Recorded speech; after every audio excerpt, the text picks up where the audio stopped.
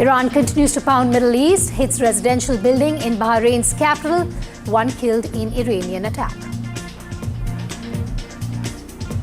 Donald Trump's death, fire and fury warning amid global oil supply shock says won't let Iran stop global oil supply, asserts Iran will be hit 20 times harder if it stops oil flow in the Strait of Hormuz. Government invokes Essential Commodities Act amid LPG crisis. Iran war squeezes LPG supply in India. Bengaluru and Chennai flag concerns. ISIS-inspired plot foiled in New York City. Teens charged in ISIS-inspired attack near Mamdani's Gracie Mansion.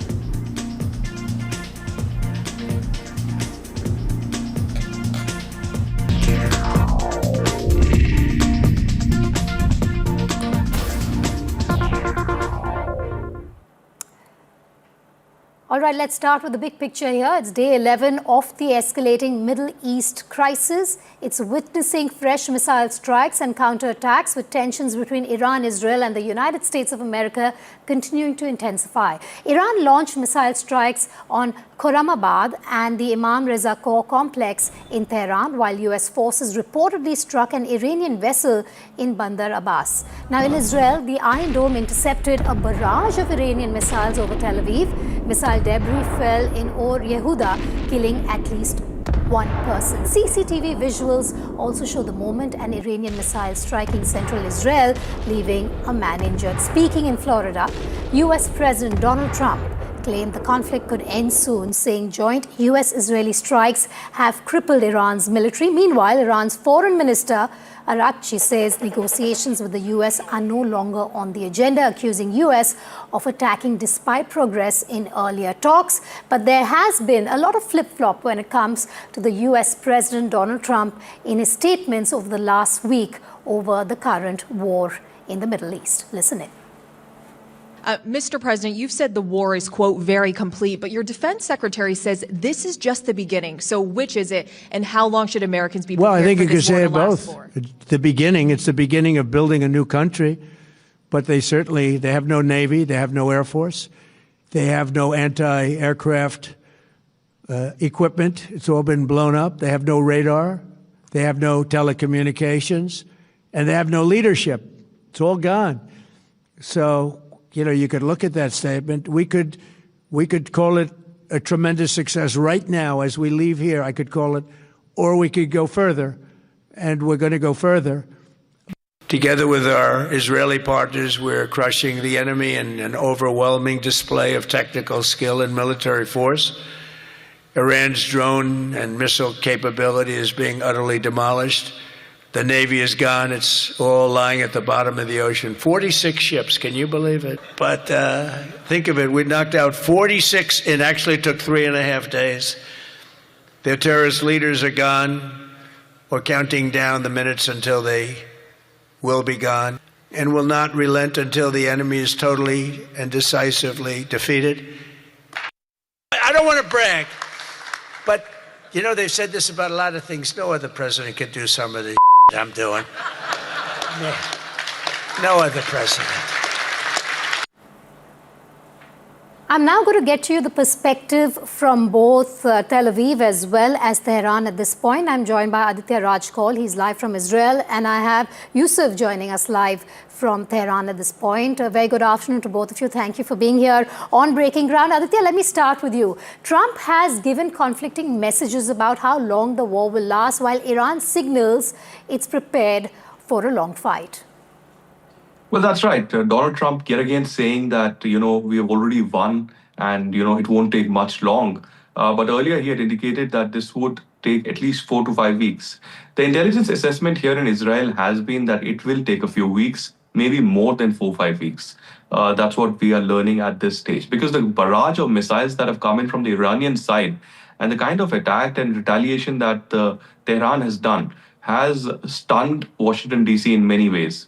Trump may not admit in the press conference that he did, but many of the radars, billion-dollar radars of United States have been completely shattered and destroyed, be it in Saudi Arabia or Jordan and a couple of other countries as well. So United States has received a jolt as well. There have been 8 casualties of the US military in this operation, 2 for the Israelis. And even as we speak, there are barrage of missiles coming in from Iran towards UAE, Kuwait, and Bahrain. Here in Israel, on the 11th day, there hasn't been a siren since early morning, at least in the central part, which is the main business area across Ben Gurion Airport or central Israel. But clearly, there are apprehensions that this will again be a long day where several sirens will keep buzzing and people will be again running to the bomb shelters. There was an Indian also the day before yesterday who was injured, who actually went through a surgery. He had a shrapnel injury in his neck, but thankfully he is saved and he's out of danger and stable right now. The embassy is also in touch with All him. right.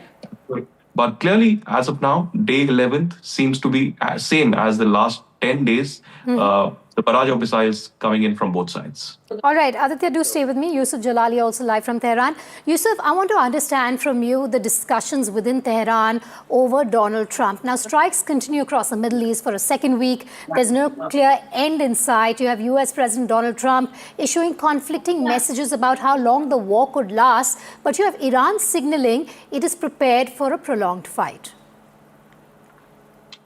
Of course, his comments came with a strong response and were, of course, responded by a strong response from the Islamic Republic officials. We heard it from the deputy foreign minister hours ago, reacting to Trump's statement, saying that it is the Islamic Republic who would end this war or would decide the trajectory of this war and when and how it would end. So it seems that the Islamic Republic is ready for a long conflict. It is readying itself for weeks and by some estimates, months even of war against the Israelis and the Americans. And Iran has shown that it gradually is increasing the intensity and the depth of its barrages, missile barrages towards U.S. bases, towards the Israeli territories. And hours ago, the IRGC launched its new wave of missile barrages, the 33rd wave of missile salvos launched towards Israel. And the Islamic Revolutionary Guard Corps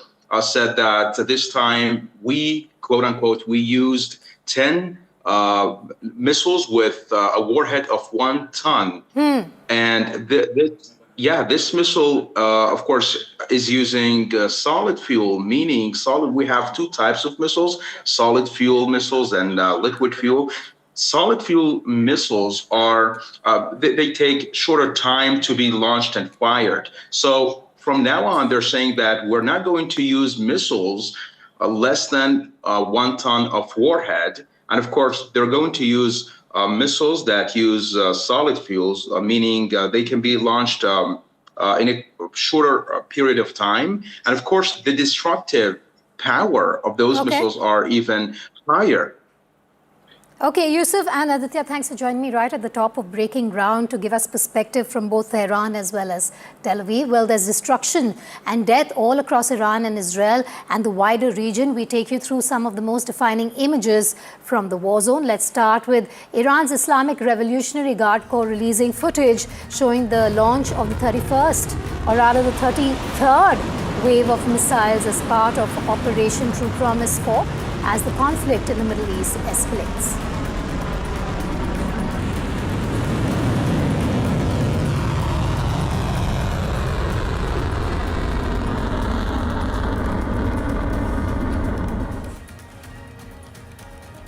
Iranian state television released footage showing drones being launched at Israeli and American targets. The video shows multiple drones taking off.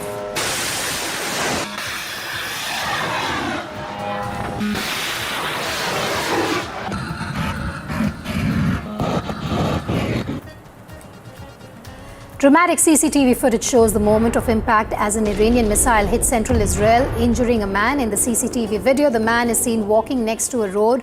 As a huge explosion occurs, the man is then seen falling down while another person rushes to help him within seconds.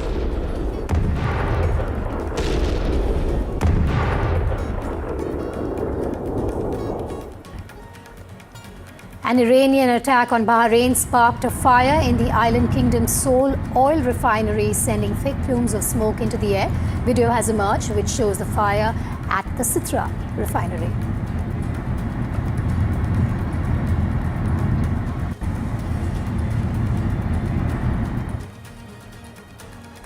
In a video shared by Iranian media, multiple missiles can be seen launching one after another towards central and northern parts of the occupied territories in the latest wave of attacks.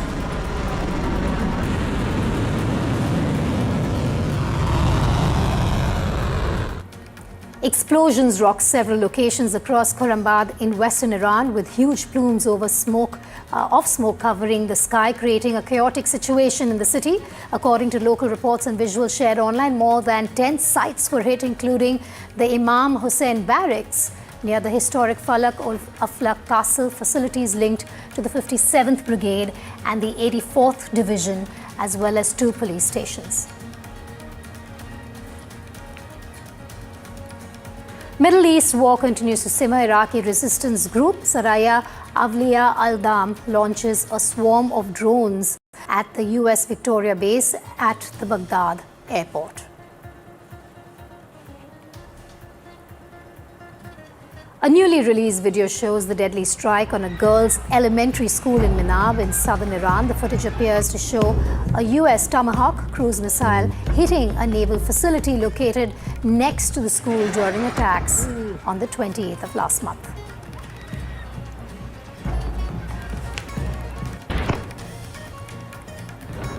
Explosions are also reported at the Shedgar Imam Reza Corps Complex munitions depot in Tehran. Visuals circulating online show smoke rising from the military compound in western Tehran, which is believed to house ammunition storage facilities linked to Iran's security forces.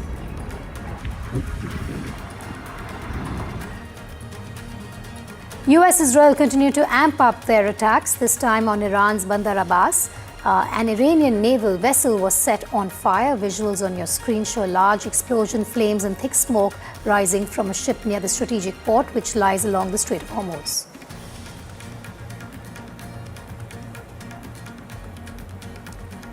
And amid the ongoing airstrikes, Israel launched a fresh wave of ballistic missiles targeting Lebanon. Visuals on your screen show Israeli missiles striking an apartment building in Lebanon.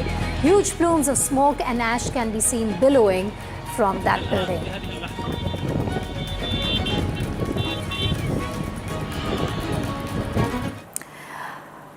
Up next, NDTV World's Arjun Samar Mahendran gives us a stalk of the latest international deployments in the Middle East. Over to you, Arjun. Amid strong rising tensions in the Middle East, a stock of which we just got by my colleague Vedika here, several Western allies now are rapidly moving military assets closer to the region. Some have already deployed them, some are promising to deploy them. That's right, from warships to fighter jets and of course surveillance aircraft. These deployments are aimed at strengthening defense around Cyprus and of course nearby strategic zones. Meanwhile, here is a lowdown of the countries who have deployed and are planning deployments. First and foremost, we start with the UK deployments. The UK is deploying the HMS Dragon destroyer and 2 Wildcat helicopters. That's right, the UK is deploying the destroyer HMS Dragon along with 2 Wildcat helicopters to in fact bolster maritime security in the region. Now, London has also sent 4 additional Typhoon fighter jets to Qatar to strengthen air defenses and also rapid response capability. Next up, we have for you France, which is deploying nuclear-powered aircraft. Now, France is sending its nuclear-powered aircraft carrier Charles de Gaulle, now significantly boosting Allied naval air power in the Mediterranean and the adjoining areas. Now, the French frigate Languedoc has also been, in fact, deployed to support the defense of Cyprus and also to monitor regional activity. Next up for you, we have Australia. Right here on your map, the land down under, well, it's deploying the E-7A wedge-tail surveillance aircraft. They're airborne surveillance aircraft. They're also being deployed along with 85 personnel for intelligence monitoring and missions. Furthermore, Canberra also plans to provide AMRAAM air-to-air missiles to the UAE to enhance regional air defense capabilities. Now, over to Greece. Let's see what Greece is sending. Now, Greece is deploying 2 frigates, 4 F-16 jets to Cyprus. As I was just mentioning, Greece has deployed these assets as part of efforts to, in fact, secure the Eastern Mediterranean. Now, these assets, let me remind you, are positioned to support Cyprus and also to strengthen deterrence amid escalating tensions. Now we come over to Italy after Greece, which has pledged to send naval assets to Cyprus and also air defense systems. That's right, this is to reinforce security operations around the country. Meanwhile, Rome is also offering air defense systems to help protect critical infrastructure and airspace. Meanwhile, last up for you, we have Spain and the Netherlands. Now, both these countries have jointly pledged naval assets for regional defense operations as well. Their deployment is aimed at supporting allied patrols, which is very important at this point in our, and also to safeguard maritime routes near Cyprus. Arjun, thanks for bringing us those updates. Well, it's day 11 of the Middle East war, and the world is a step closer towards a global energy crisis. U.S. President Donald Trump has said that he is mulling on relaxing a few oil sanctions. Trump added that he won't let a terrorist regime hold the world hostage and stop global oil supply. France is also sending a large naval force to the Middle East. President Emmanuel Macron said that warships would help protect France's allies in the region. Meanwhile, Russian President Putin claimed that rerouting of Middle East oil supplies is unrealistic. Fire still rages on at the Bahrain oil refinery, which has been hit by Iranian missiles. Yesterday, the US struck another ship in Bandar Abbas with a massive inferno engulfing the vessel captured on camera. Iranian energy minister has also issued a stark warning, reiterating that the Strait of Hormuz will not remain safe until the US and Israel stop. Or anything, so the Strait of Hormuz is going to remain safe. We have a lot of Navy ships there. We have the best equipment in the world, inspecting for mines. Again, most of their ships are down at the bottom of the sea, but we will hit them so hard that it will not be possible for them or anybody else helping them to ever recover that section of the world if they do anything. In recent years, the regime and its terror proxies have launched attacks on hundreds of commercial vessels. We're putting an end to all of this threat once and for all, and the result will be lower oil prices, oil and gas prices for American families. We've done that. We've done it. We brought it very low. This was just an excursion into something that had to be done. We're getting very close to finishing that, too. In the meantime, during this brief disruption, the United States is offering political risk insurance to any tankers operating in the Gulf. So we're putting up risk insurance. We'll perhaps go alongside of them for protection. We don't think it'll be necessary if it is. And if they do anything, the price will be incalculable. We're going to move out of this coverage and cut across live to the lower house of Parliament, the Lok Sabha. Read 95-2 with me. During the absence of the Speaker from any sitting of the House of the People, the Deputy Speaker, or if he is also absent, such person as may be determined by the rules of the procedure of the House, or if no such person is present, such other person as may be determined by the House shall act as Speaker. So the main question is, Speaker is not there. Speaker is not there. Deputy Speaker has not been selected. So such other person as may be determined by the rules of procedure of the House. Has such other person been determined by the rules of procedure of the House? You are just going and sitting there. But you have not been decided, finalized by the House.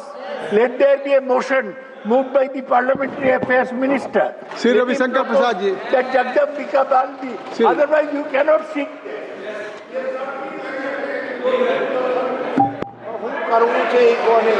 Sir, बड़ी विनम्रता से मैं कहना चाहूंगा कि किसी भी अगर प्रावधान को पढ़ा जाता है तो उसको पूर्णता में पढ़ना चाहिए। मैं 95 क्लॉज 2 को फिर पढ़ना चाहता हूं।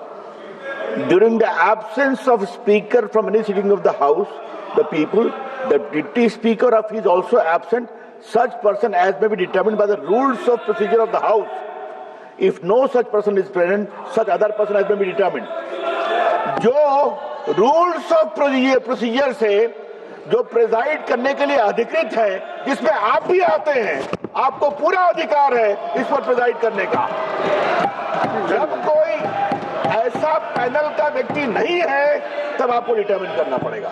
इसलिए फिर मैं कह रहा हूं, कृपा करके देखिए, और इफ नो सच पर्सन, ये है कॉमा, इसलिए जो ऑलरेडी डिटरमिन्ड है रूल 10 के अंतर्गत, जिसमें आप भी आते हैं, आपको पूरा अधिकार है। दूसरी बात मैं कहना चाहूंगा सर, मैं अपनी बात कंप्लीट कर लूं, आप आर्टिकल 96 जी को अलाउ किया नहीं, आर्टिकल 96 का क्लॉज देखिए। स्पीकर के बारे में इतनी बात कही जा रही है, उसमें भी स्पीकर को अधिकार है कि वहां बैठे, बोले और वोट भी दे सकता है स्पीकर, तब उसके खिलाफ कोई कार्रवाई चल रही है। हाँ, जब टाई होगा तो वोट नहीं देंगे। तो सर, मेरा आपसे आग्रह है, ये सारे ऑब्जेक्शन बेबुनियाद है, इसको रिजेक्ट करिए। वो बहस से भाग रहे हैं, यही दिक्कत है।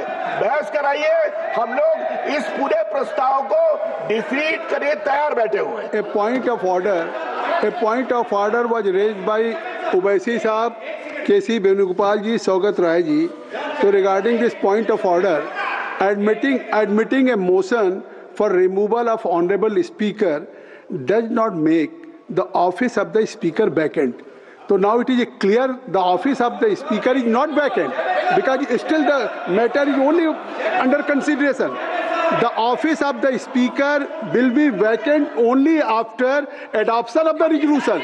What do you are saying? This is no point of order, and because of there is no merit in point of order, because only after adoption, if by majority it will be voted, then if the only can be vacant, office is, otherwise still there is no, you can't say कि now speaker is office is vacant.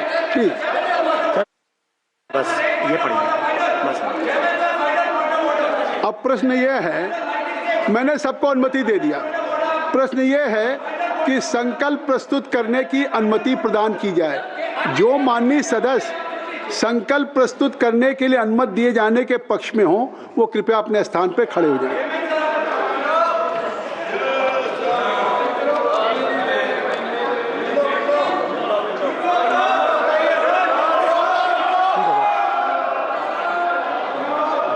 पचास से अधिक सदस्य प्रस्ताव के पक्ष में खड़े हुए हैं।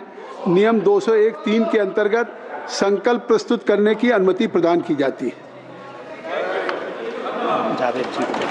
जावेद जी, श्री जावेद जी, अब संकल्प प्रस्तुत करिए, संकल्प प्रस्तुत करिए। Sir, I move the following resolution that this House, having taken into consideration the conduct of the Speaker of the House as regards disallowing the leader of the opposition and other opposition leaders to speak, making unwarranted allegations against women MPs belonging to the opposition, suspending opposition MPs for an entire session for raising issues of public concern and not rebuking ruling party members for making wholly objectionable and derogatory remarks against former PMs, feel he has ceased to maintain an impartial attitude necessary to command the confidence of all sections of this House, that in his partisan attitude he disregards the right of members of the House and makes pronouncements and gives ruling calculated to effect and undermine such rights, and he openly espouses the version of the ruling party on all controversial matters, that all these acts constitute a serious danger to the proper functioning of this House and ventilating effectively the felt concern and grievances of the people, and therefore resolve that he be removed from his office.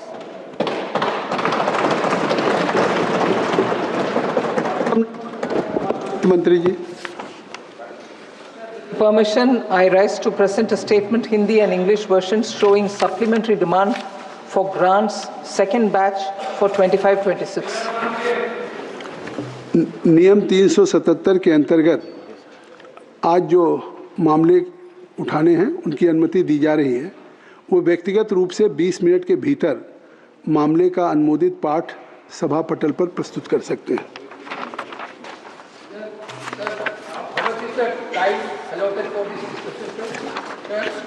As you wish. As you wish. 10 hours already आज इस विषय पे जिसको हमने अभी अनुमति दी है और प्रस्ताव आया है, इस पे चर्चा करने के लिए 10 घंटे का समय निर्धारित हुआ है। 10 आवर्स और ये चर्चा 10 घंटे होगी। प्रस्ताव की अनुमति भी दे दी है और जैसा स्पष्ट है कि ये सदन में जो संविधान का आर्टिकल 94 है और लोकसभा की जो प्रक्रिया और कार्य संचालन नियमावली 200 है, इसके दोनों के अंतर्गत लोकसभा के अध्यक्ष के पद के हटाने का संबंधित जो संकल्प है उस पर चर्चा अब शुरू होने जा रही है। आर्टिकल 94 के अंदर अध्यक्ष को हटाने के लिए सदन में एक प्रस्ताव लाया जाता है। इसके पूर्व सूचना दी गई हो, लोकसभा के नियमों के अनुसार प्रक्रिया पालन किया जाए। और इसमें मैं कहना चाहता हूं कि जो रूल 200 है, एक मिनट आप सबको सदन के सामने, क्योंकि चर्चा शुरू होगी, इसमें rules of procedure and conduct of business in Lok Sabha है। तो notice of resolution for removal of speaker और deputy speaker, a member wishing to give notice of a resolution under clause C of Article 94 of the Constitution for the removal of the Speaker of the Deputy Speaker shall do so in writing to the Secretary General first and shall furnish the full text of such resolutions.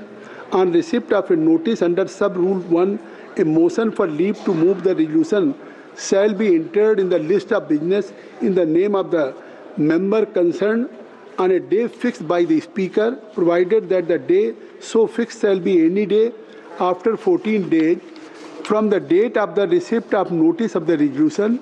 Rule 200A, उसके जो ग्राह्य करने का admissibility of the resolution, जो संकल्प या प्रस्ताव को ग्राह्य करना, उसमें साफ लिखा है कि in order that such a resolution may be admissible it shall satisfy the following conditions, namely it shall be specific with the respect to charges, it shall be clearly and precisely expressed, it shall not be contain arguments, inferences, ironical expressions, imputations or defamatory statement.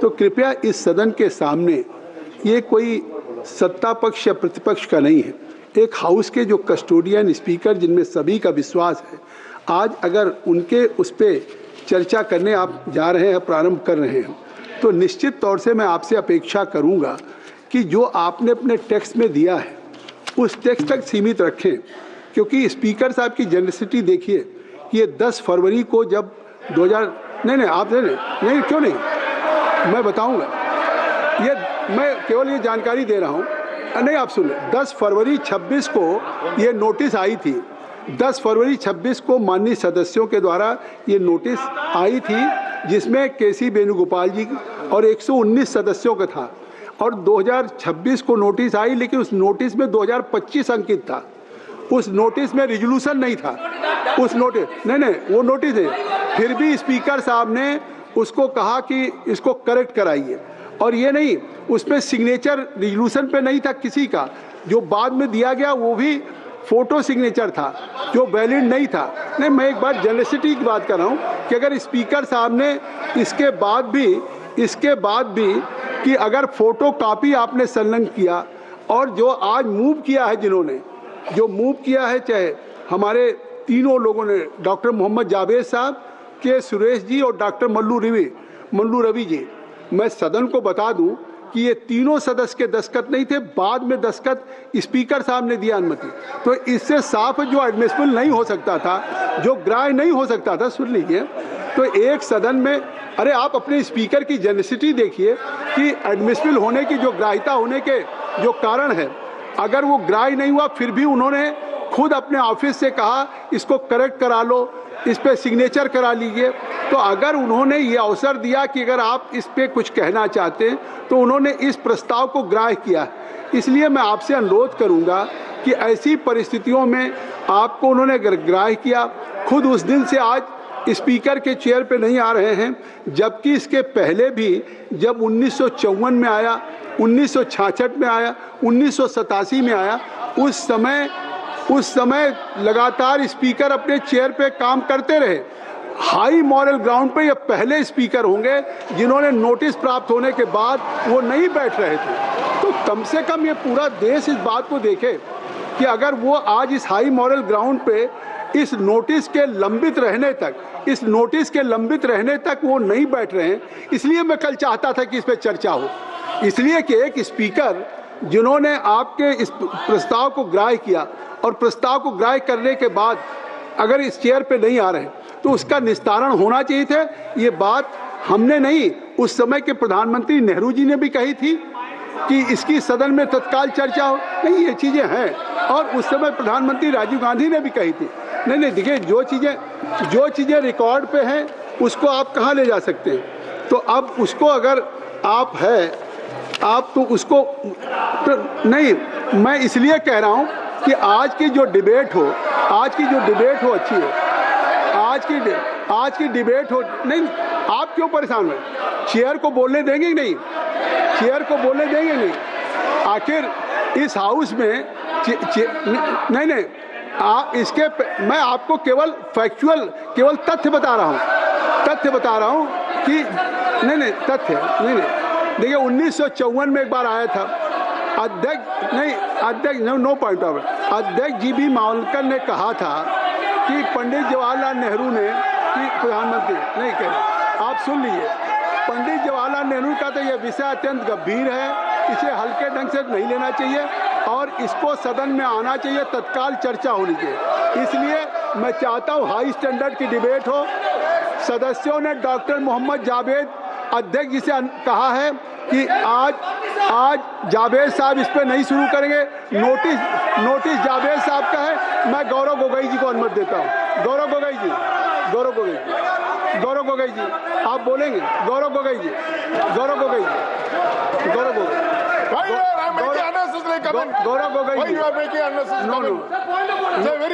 ये remark है, ये कार्रवाई का हिस्सा नहीं बनेगा। आप chair पे कोई रिमार्क नहीं कर सकते। गौरव गोगोई जी शुरू करो। गौरव गोगोई जी आप बैठिए। Gaurav Gogoi ji, this is not good. Gaurav Gogoi ji your comments is absolutely wrong. आप चर्चा शुरू करें। मैंने एक कहा कि ये टेक्स्ट तक चर्चा रही थी। गौरव गोगोई जी शुरू करें। गौरव गोगोई जी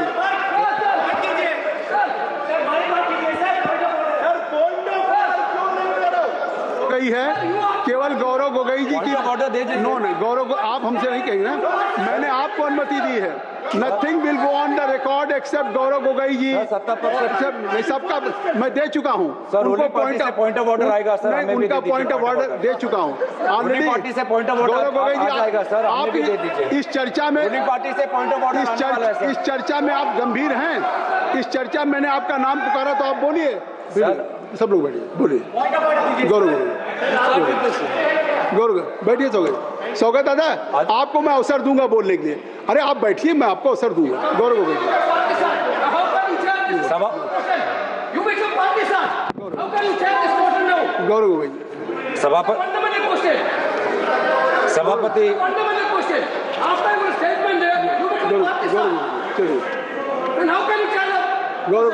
नथिंग।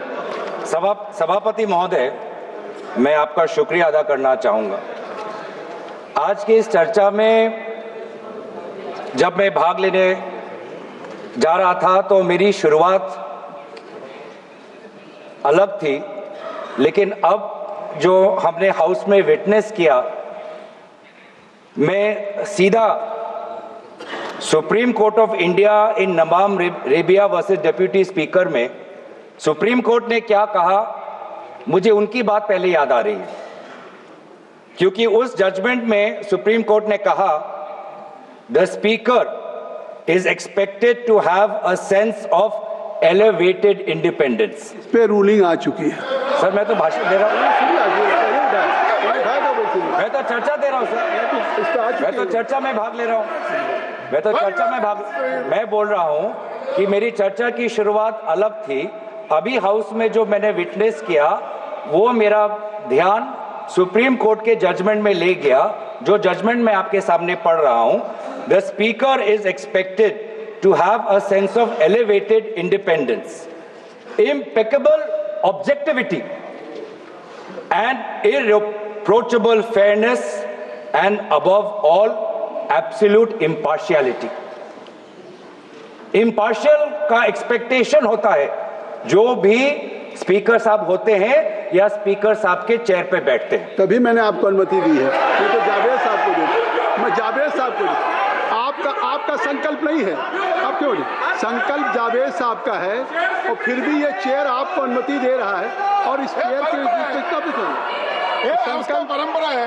संकल्प नहीं, कभी परंपरा है, उसका परंपरा है। कहाँ परंपरा है? परंपरा है। आप मैं बताऊं नहीं, 94 क्या परंपरा है? 1987 में सोमनाथ चटर्जी ने दिया था, उन्होंने शुरू किया, कहीं ने आप परंपरा दिखा दी। मेरा अविश्वास पार्टी का टाइम आप बैठिए, आप बैठिए सर। मैंने दोबारा कहा, मुझे लगता नहीं कि कुछ आपत्तिजनक बात की मैंने कहा कि सुप्रीम कोर्ट ये एक्सपेक्ट करता है अपने नवाब रेबिया के जजमेंट में, जो स्पीकर है और जो भी स्पीकर के चेयर पर बैठता है वो इम्पार्शियल होगा, वो न्यूट्रल होगा। ये सुप्रीम कोर्ट का जजमेंट है।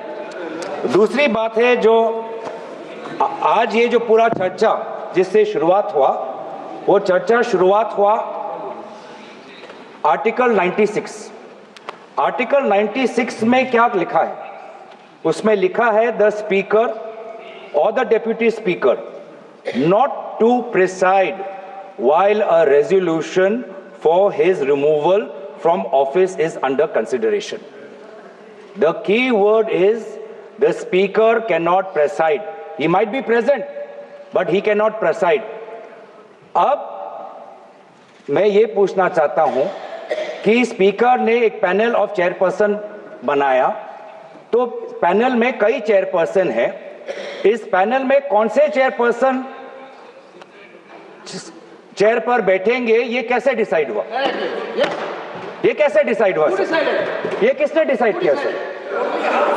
96 मैं दोबारा पढ़ देता हूं, संविधान में लिखा है the speaker not to preside while a resolution for his removal from office is under consideration. मैं पूछना चाहता हूं, we are considering a resolution for the removal of the speaker from his office.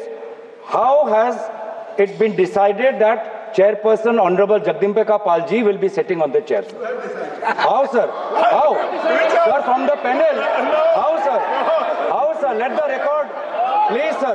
Let the record state we are registering our strongest protest that the House has no record of from the panel of chairperson. The chairperson currently occupying should be the person presiding. The House has no record, sir. Let that be a go. इस पे मैंने एक ruling दिया कि speaker साहब का office vacant नहीं है। स्पीकर साहब हैं, जब तक वो आज चर्चा हो के इस पे अडॉप्शन न हो बहुमत से कि वो स्पीकर नहीं हैं, तब तक वो स्पीकर हैं और स्पीकर को ये पावर है डिसाइड करने। नहीं है सर, नहीं है सर, यही गलत है सर, ये गलत है सर।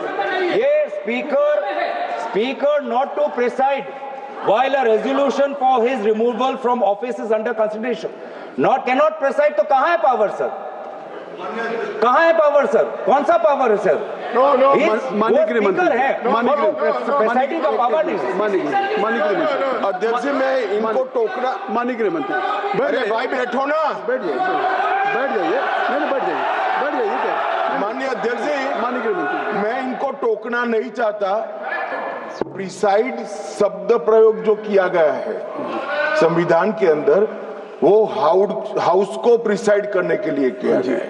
ऑफिस समाप्त नहीं हो जाती, नहीं हुआ वही हाउस जब मतलब सदन जब चुनाव में जाता है तब भी स्पीकर का ऑफिस चालू रहता है, ये पद खाली नहीं रह सकता। ये जो गलत इंटरप्रिटेशन करे, एक सीमित उद्देश्य के लिए ही मैं खड़ा हूँ। मैं इसमें कह दूं कि बात अभी माननीय गृह मंत्री जी ने कही है, अगर ये हाउस डिजॉल्व भी हो जाए तब भी स्पीकर का पद रहता है जब तक कि नया सदन गठन न हो जाए और जब तक नया सरकार या नई स्पीकर का चुनाव नहीं होता है। अब गौरव गोगोई जी, आपका रूलिंग गलत है। संविधान की बात कर रहे हैं। You must read, Mr. Suresh. If I am mentioning from chair, मैं दोबारा पूछ रहा हूँ, पैनल ऑफ चेयरपर्सन है, पैनल में से कौन से चेयरपर्सन सदन में बैठेंगे जब अध्यक्ष का रिमूवल का पिटीशन हो रहा है, ये कहाँ पे डिसाइड हुआ है? नहीं तो as per 95(2) the house should determine that which person will act as speaker. House ने डिटरमिन नहीं किया है सर, और ये बार बार रिकॉर्ड में जाना चाहिए sir. The speaker has the right to speak. He can take part, but he cannot preside, sir. And by and so while the chairperson, a selected chairperson, has been chosen from the panel, that is a clear exercise of the power of the speaker, which is not allowed. It's a violation of the constitution. और यही हम देख रहे हैं पिछले 5 साल से, क्योंकि आज आप, जिसे हमारे ऑनरेबल कॉलीग वेणुगोपाल जी ने कहा कि इससे पहले भी 3 बार इस लोकसभा सदन के अंदर अविश्वास प्रस्ताव आया है, 87, 56 और 66 और 54 में, और 1987 की बात करें, 1966 की बात करें, जब motion was moved against the speaker, a deputy speaker was sitting on the chair. A deputy speaker was speaking on the chair. और आज ऑपोजिशन इंडिया अलायंस के लगभग 200 सांसद होने के पश्चात भी आज यहाँ पे डेप्यूटी स्पीकर नहीं है। इस प्रकार का सदन चल रहा है यहाँ। देश को पता चलना चाहिए, देश को पता चलना चाहिए कि सदन कैसे चल रहा है। इस सदन के अंदर सर ये माइक भी अब एक अस्त्र बन गया है।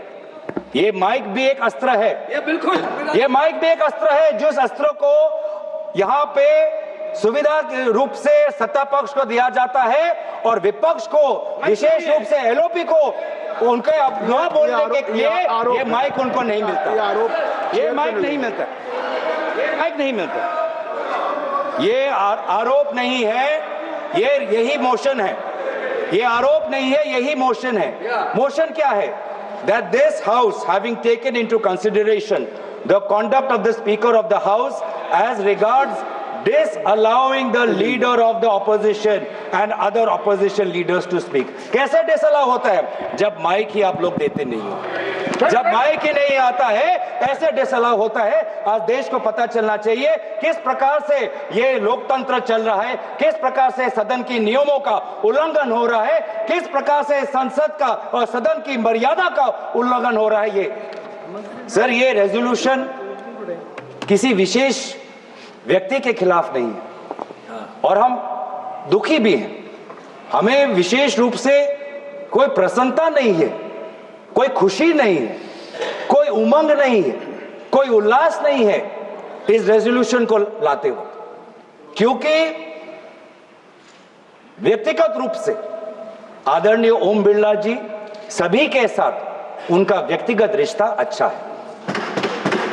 इसीलिए हम दुखी हैं कि हमें आदरणीय ओम बिरला जी के खिलाफ इस प्रकार से अविश्वास प्रस्ताव हमें लाना पड़ रहा है। हम मजबूर हैं, लेकिन जहां पर हम खेद प्रकट करते हैं, जहां पर हम अफसोस प्रकट करते हैं, हमारा धर्म है कि इस संसद की मर्यादा को बचाना, और इस धर्म के अनुसार आज हम ये रेजोल्यूशन ला रहे हैं, क्योंकि इस सदन के अंदर हर सदस्य का यह कर्तव्य है कि संसद की गरिमा, संसद की मर्यादा और संसद के कानून को, नियमों को बचाना, और उस कर्तव्य के अनुसार ही आज ये हम अविश्वास प्रस्ताव ला रहे हैं। ये व्यक्तिगत रूप से ओम बिरला जी पर हम आक्रमण नहीं करना चाहते हैं। ये हाउस के डिग्निटी को बचाने के लिए, संविधान को बचाने के लिए और भारत के लोगों का विश्वास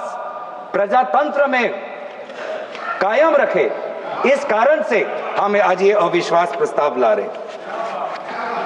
ये जो सदन है, इस सदन को आदरणीय प्रधानमंत्री जी भी कहते हैं कि लोकतंत्र का सबसे बड़ा मंदिर, जिस मंदिर में हम सब प्रवेश कर सकते हैं, चाहे आप वामपंथी सोच के हो, चाहे आप एक छोटे प्रदेश के एकमात्र एक ही सांसद हो, चाहे आप इंडिपेंडेंट हो, चाहे आप बहुत अनुभवी सदस्य हो, चाहे आप युवा सदस्य हो, चाहे आप किसी लिंग के हो, चाहे आप किसी धर्म के हो, चाहे आप किसी भाषा को हो, ये सदन इस की मंदिर का दरवाजा सबके लिए खुला है। और इस सदन के संचालन में आदरणीय अध्यक्ष महोदय का जो कर्तव्य है वो बहुत ही महत्वपूर्ण है। मैंने कहा है कि यहां पे जो बाबा साहब अंबेडकर जी ने सदन के संचालन में लोकसभा अध्यक्ष के उनका क्या दायरा होना चाहिए, जब उसके बारे में सोचा तो हमेशा ये कहा कि constitutional morality demands impartiality. Constitution morality demands impartiality. यह भी सोचा गया संविधान के निर्माताओं से that the speaker is not the voice of the government but the custodian of the rights of the entire house। चाहे वो एक निर्दलीय सांसद हो, चाहे दल का एक ही सांसद हो, चाहे अनुभवी सांसद हो, चाहे नेता सदन हो, चाहे नेता विपक्ष हो या चाहे नेता प्रतिपक्ष, सबके संरक्षण का कर्तव्य का जिम्मेवारी आदरणीय अध्यक्ष महोदय लेते। और हमारे पार्लियामेंट के इतिहास में ऐसे कई स्पीकर्स हैं जिन्होंने अपनी एक व्यक्तिगत छाप छोड़ी हुई है, चाहे वो जीवी मावलंकर जी हो या सोमनाथ चटर्जी जी हो। लेकिन आज हम बहुत दुख की बात यह है सर कि हम किस घटनाक्रम की बात करें। ये जो रेजोल्यूशन हम लाए हैं जिसमें disallowing the leaders of the opposition and other opposition leaders to speak, sir इसमें हमने क्या देखा? हमने ये देखा कि फरवरी के महीने में जब आदरणीय नेता विपक्ष इस सदन के अंदर president motion of thanks to president's address, जब उस समय वो खड़े हुए बोलने के लिए, सर लगभग 20 बार उनको इंटरप्ट किया गया। 20 बार इनको इंटरप्ट किया गया, मैंने देखा है। 20 बार कहां से इंटरप्शन आया? जो स्पीच में जब अगर पढ़ेंगे ट्रांसक्रिप्ट तो नेता विपक्ष के बोलते हुए 20 बार उनके बीच में इंटरवेंशंस आते हैं आदरणीय अध्यक्ष महोदय के। पैनल ऑफ चेयरपर्सन, उस समय जो चेयरपर्सन होते हैं, senior members of treasury benches, defence minister, home minister, parliamentary affairs minister, 20 बार नेता विपक्ष को बार बार संयोजित तरीके से motion of thanks to president's address, जो इतना महत्वपूर्ण चर्चा है, 20 बार उनको इंटरप्ट किया गया। किस कारण से, किस उद्देश्य से? बस इतना ही कि नेता विपक्ष ये बात कहना चाहते थे कि जिस समय भारत के सेना को अपने देश की मुखिया की जरूरत थी तो देश के मुखिया ने कहा जो भी उचित लगता है कर लो। इस बात पे तो आ चुका है नहीं, ये बात उस दिन भी आगे की बात रक्षा मंत्री जी ने भी कह दिया था, गृह मंत्री ने कह दिया था, तो अब उसका क्या उल्लेख है? सर किस ये फरवरी 26 में के बाद ही तो ये लाए हैं। आपने कहा कि जब मोशन लाया जाता है डिटेल होना चाहिए, डेफेमेटरी नहीं होना चाहिए। तो ये जो हम कह रहे हैं कि the speaker of the house did not allow the leader of the opposition to speak, sir, I'm merely substantiating our motion through examples। तो क्या हुआ? The LOP was repeatedly interrupted while attempting to place few critical issues mandatory to be known for the house and to the citizens of the country। उन्होंने ये बार बार कहा कि जिस समय हमारे देश के सीमा पे खतरा था और देश के सेना को आदरणीय उनके रक्षा के जो विभाग के जो मंत्री हैं, जब उनकी जरूरत थी, जिस तत्परता रक्षा मंत्री को दिखानी चाहिए थी, उस समय रक्षा मंत्री ने तत्परता नहीं दिखाई। घंटों तक उनको रुकना पड़ा। और जब हमारे में सर हमारा एक पॉलिटिकल लीडरशिप है, यहाँ पे पाकिस्तान की तरह हमारे यहाँ पे मिलिट्री लीडरशिप नहीं है। हमारा भारत का सेना डिसिप्लिन्ड है, वो हमेशा पॉलिटिकल लीडरशिप को देखता है। कि पॉलिटिकल लीडरशिप क्या चाहती है। तो जिस समय भारत के सीमा के उस पार पड़ोसी देश के टैंक्स आ रहे हैं, भारत का सेना अपने राजनीतिक नेतृत्व की मांग कर रहा है, गुहार लगा रहा है कि मैं क्या करूं, तो देश का मुखिया कहता है जो उचित लगे कर लो। मतलब आत्मसमर्पण करना है तो कर लो, जंग लड़ना है तो कर लो, बातचीत करनी है तो कर लो। ये है नेतृत्व। ये आज मैं नेतृत्व पे क्यों आ रहा हूं, क्योंकि ये जो सदन में जिस प्रकार का माहौल है वो इसलिए है कि आज का देश का नेतृत्व कमजोर है, आज का देश का नेतृत्व बुज़दिल है, कमजोर और बुज़दिल आज का देश का नेतृत्व। ये स्पीकर के खिलाफ आपने नो कॉन्फिडेंस दिया है। हाँ जी, ये स्पीकर के खिलाफ, सरकार के खिलाफ तो नहीं है ना। आप इसमें स्पीकर के जो कंटेस्ट आपने दिए हैं, हाँ जी, आप वहीं तक सीमित रहेंगे। वहीं तक सीमित हो सर? बिल्कुल नहीं है, आप वहीं तक सीमित हो। नहीं, तो आखिर वहां तक कहाँ सीमित? एलओपी को उन्होंने नहीं बोलने दिया, नहीं दिया उस दिन। एलओपी को नहीं बोलने दिया मोशन ऑफ थैंक्स में सर। वही तो मैं उसी का मैं बात कर रहा हूँ। उस दिन भी उसी का मैं बात कर रहा हूँ।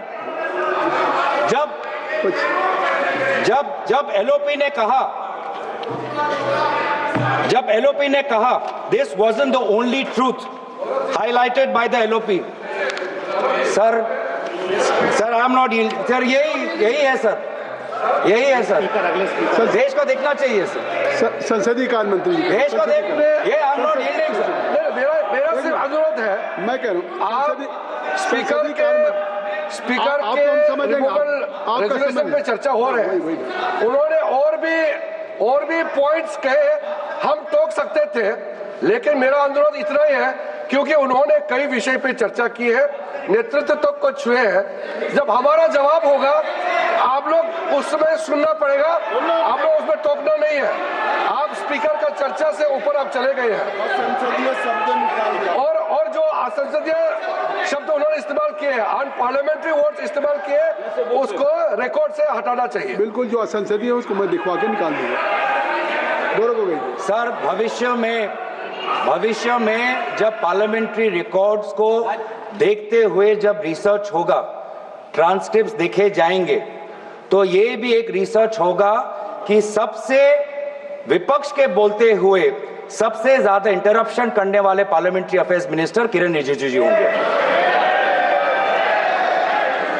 स्टैटिस्टिक्स बोलेंगे, गृह मंत्री जी स्टैटिस्टिक्स बोलेंगे।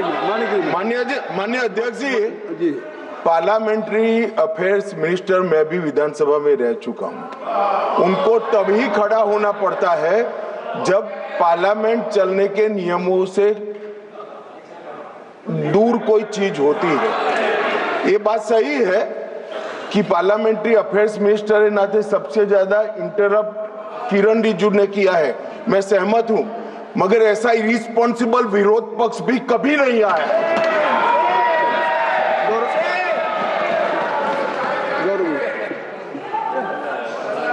सर अच्छा हुआ सर, अध्यक्ष महोदय, अच्छा हुआ कि भाषा की जो दायरा हम बांध रहे थे वो आदरणीय गृह मंत्री ने उसको थोड़ा और उसको बड़ा कर दिया, तो हमें भी उससे थोड़ा उससे अवसर मिलेगा।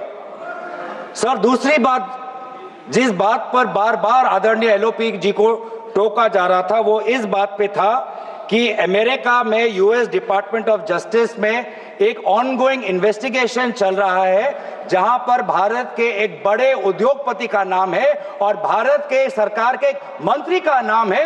क्यों यहां पर उस विषय पर चर्चा नहीं होती है? इस बात पर जब एलओपी रहते हैं तो उनको बार बार इंटरप्ट किया जाता है। भाई जी, एक मिनट मैं आपको इंटरप्ट करना चाहता हूं। अगर आप अध्यक्ष के खिलाफ लाए हैं तो आप खुद ही नहीं, या तो अध्यक्ष के खिलाफ बोलने के लिए आपके पास कुछ है नहीं।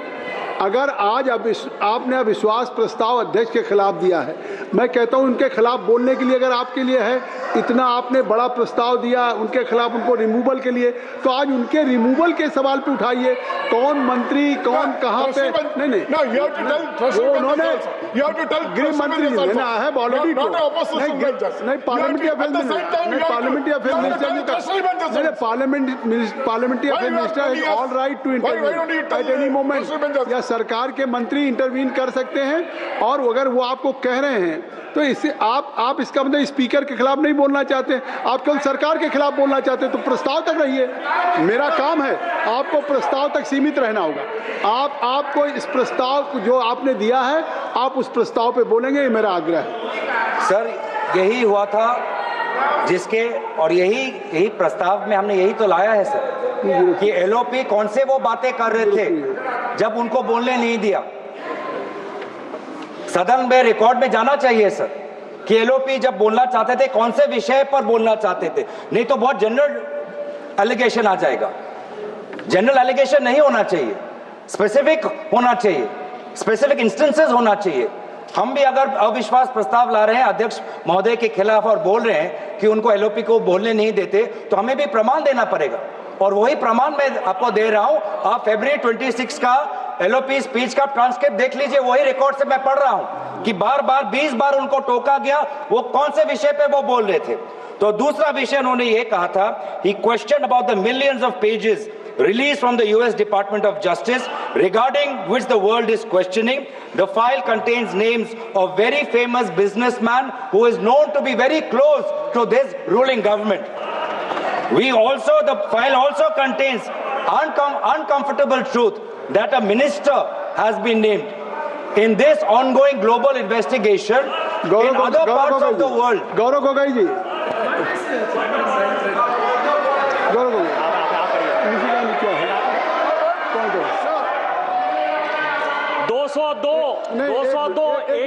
एक मिनट आप रुकिए।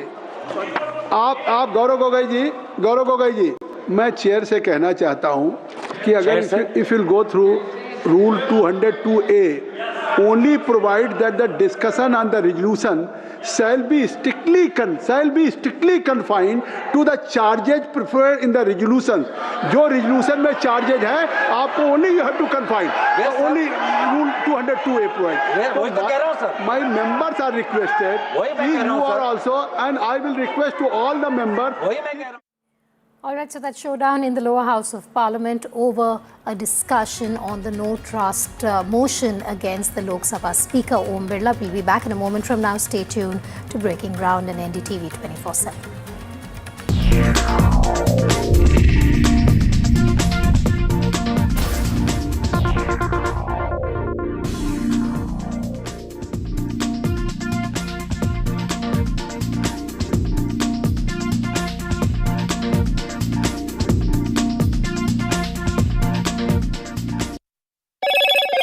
Hello, Moto.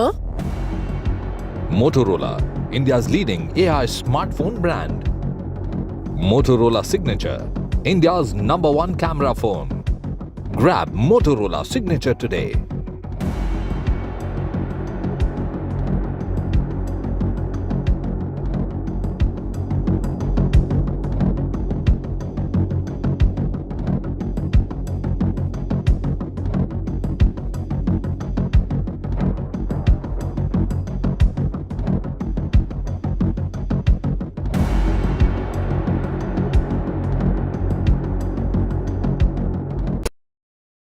आपको शायद पता नहीं होगा, अपार ने आईएनएस विक्रांत के लिए 150 से ज्यादा तरह के केबल्स बनाए हैं। देश के टॉर्पीडोस में भी हैं अपार के केबल्स। वंदे भारत भी अपार के केबल से ही स्पीड पकड़ती है, और यही वायर्स और केबल्स हमारे घरों को भी पावर करते हैं। विश्वास इसमें अपार, तभी तो ये है देश का तार।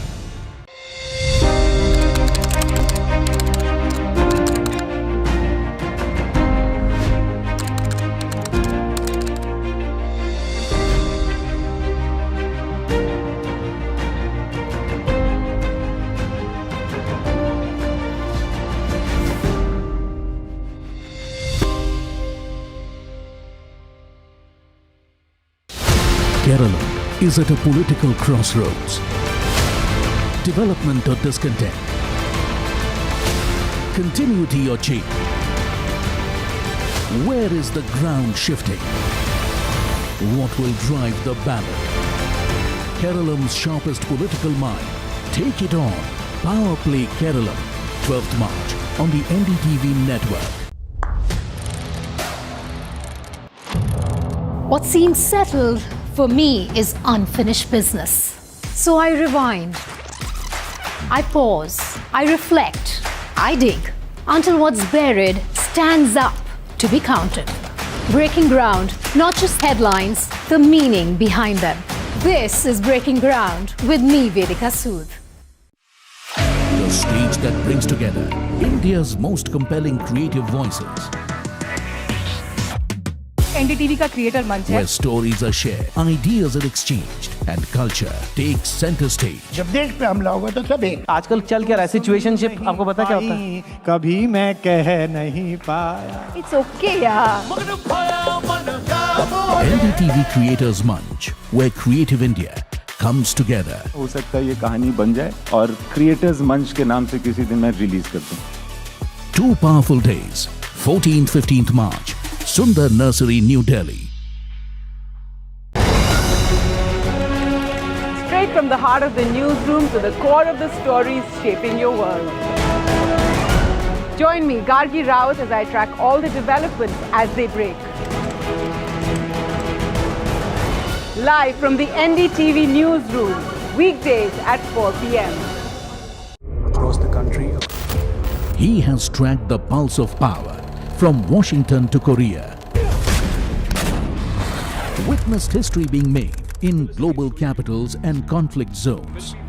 Brought clarity to complex issues of national security and international affairs. Aditya Raj Kaul, covering international affairs like no one else. Only on NDTV network.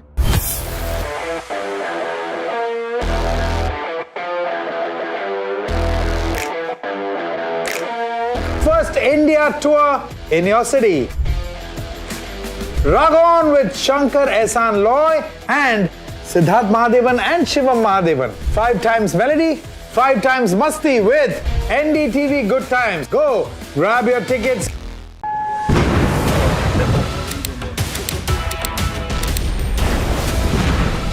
West Asia at war. Netanyahu thanks Prime Minister on NDTV. I spoke to our great friend, Prime Minister Narendra Modi. Spoke to him at length yesterday. Thanked him for his standing with Israel, standing for the truth. Israel opposition leader Yair Lapid speaks to NDTV.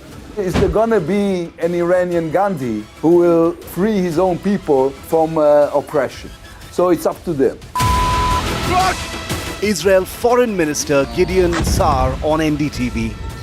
Israel and US going to leave Iran in a complete chaos? Do you think that there will be a civilian leader who could take over? Not Israel and not US will decide who will lead the Iranian people. The voice.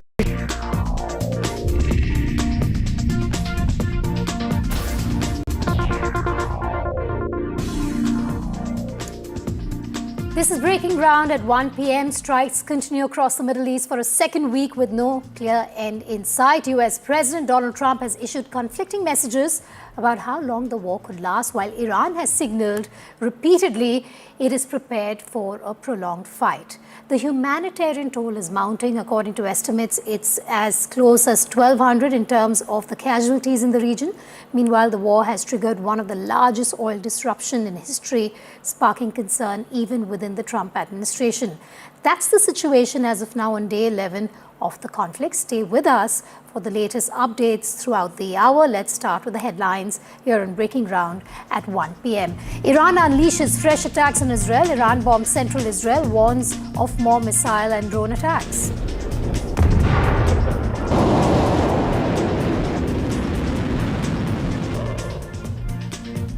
Iran continues to pound Middle East, hits residential building in Bahrain's capital, 1 killed in Iranian attack.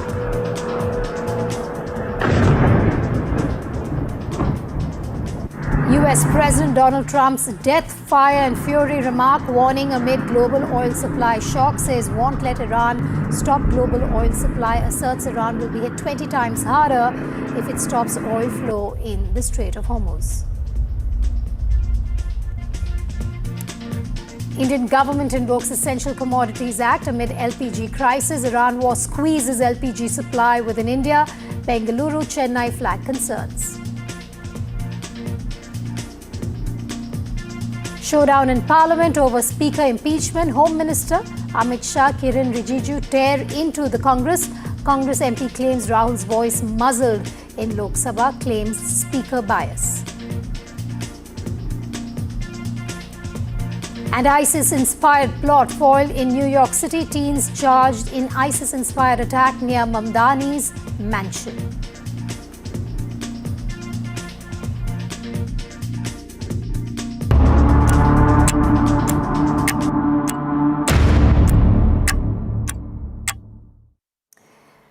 We're going to get you some breaking news at the top of Breaking Ground at 1 p.m. We're now being told that Israel, that has been launching a broad wave of strikes in Tehran overnight into Tuesday after earlier striking military infrastructure in 3 Iranian provinces. The latest that we're bringing to you now is blue flashes lighting up the sky over Tehran as US-Israeli strikes continue to hit Tehran. Aditya Rajkol joining me live from Israel at the moment. Aditya, what are these blue flashes that we're talking about here? Well, certainly this is a let-up in the attacks that have taken place in Tehran. What we are learning right now is that massive attacks have taken place all across Tehran. These are strategic locations of the IRGC. In the past 3 days, we've seen massive attacks taking place against the oil depots and oil refineries in Tehran and surrounding areas, which has led to acid rain in that area as well. And now blue flashes have been visible. It looks like, it's a new kind of, missile attack that is taking place. No clarity on what exactly has happened. But yes, there is a crisis that's unfolding in Tehran with massive attacks and a barrage of missiles that have been dropped by US as well as the Israelis. In Israel as well, since morning, there hasn't been a siren, but last night there were massive barrages of Iranian missiles that were coming in to the tune of 110 warheads and cluster bombs that have been attached with the Iranian missiles. Since morning, 2 countries, in fact, in Kuwait as well as in UAE, there were, in fact, sirens that were sounded. In Bahrain, 1 person was killed and there were several others injured when a building was attacked by an Iranian drone. Several other drones have been thwarted in multiple countries since morning as well. So it's almost the same situation on day 11. While Donald Trump says that the war could end in perhaps a few weeks, there's no end that is visible because of a strong retaliation from the Iranian side. And of course, Iran has refused to come on the table for any kind of a dialogue. So latest visuals coming in from Tehran, Vedika, clearly indicating a scale up of the operation where the Iranian regime's main centers and buildings are being attacked by Israel. Okay, thanks for joining me live at the top of Breaking Ground at 1 p.m. Aditya, we'll keep coming back to you for the latest.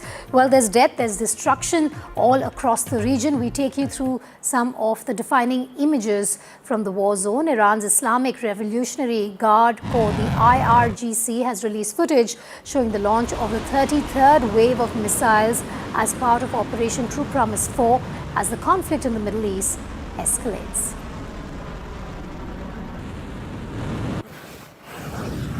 Iranian state television released footage showing drones being launched at Israeli and American targets. The video shows multiple drones taking off.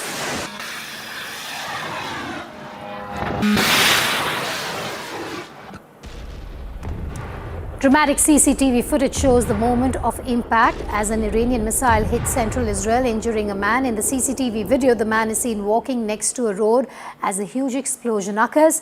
The man is then seen falling down while another person rushes to help him within seconds.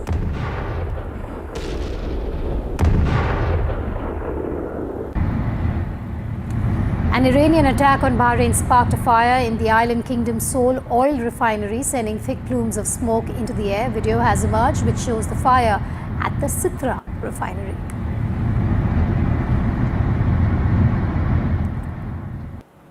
In a video shared by Iranian media, multiple missiles can be seen being launched one after another towards central and northern parts of the occupied territories in the latest wave of attacks.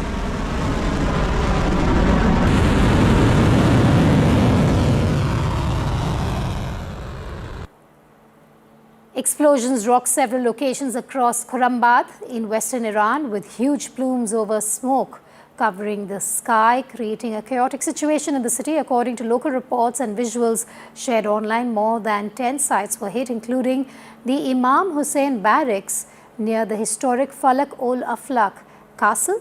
Facilities linked to the 57th Brigade and the 84th Division, as well as 2 police stations.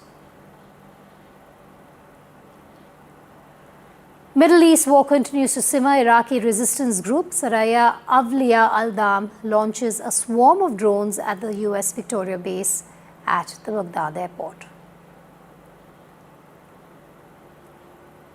A newly released video showed the deadly strike on a girls' elementary school in Minab, southern Iran. The footage appears to show a US Tomahawk cruise missile hitting a naval facility located next to the school during attacks on the 28th of last month.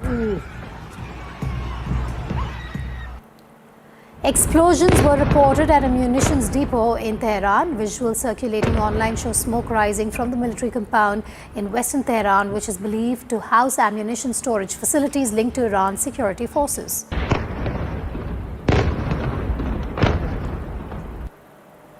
US-Israel continue to amp up their attacks, this time on Iran's Bandar Abbas. An Iranian naval vessel was set on fire. Visuals on your screen show a large explosion, flames and thick smoke rising from a vessel near the strategic port which lies along the Strait of Hormuz. Amid ongoing airstrikes, Israel launched a fresh wave of ballistic missiles targeting Lebanon. Visuals on your screen show Israeli missiles striking an apartment building in Lebanon. Huge plumes of smoke and ash can be seen billowing from the establishment.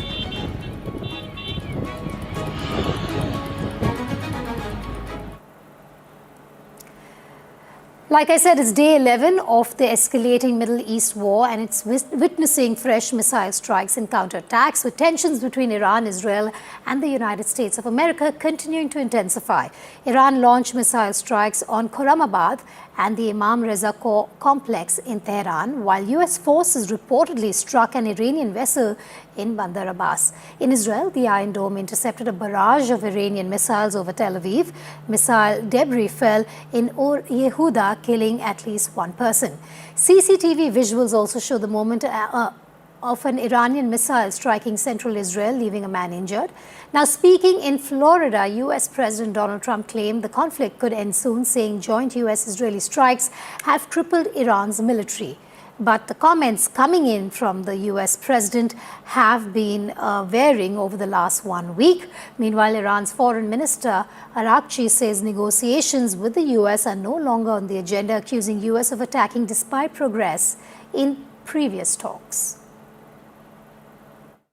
Mr. President, you've said the war is, quote, very complete, but your defense secretary says this is just the beginning. So which is it, and how long should Americans be prepared Well, I think for you could this war say to it last both. for? It's the beginning of building a new country, but they have no Navy, they have no Air Force, they have no anti-aircraft equipment. It's all been blown up. They have no radar, they have no telecommunications, and they have no leadership.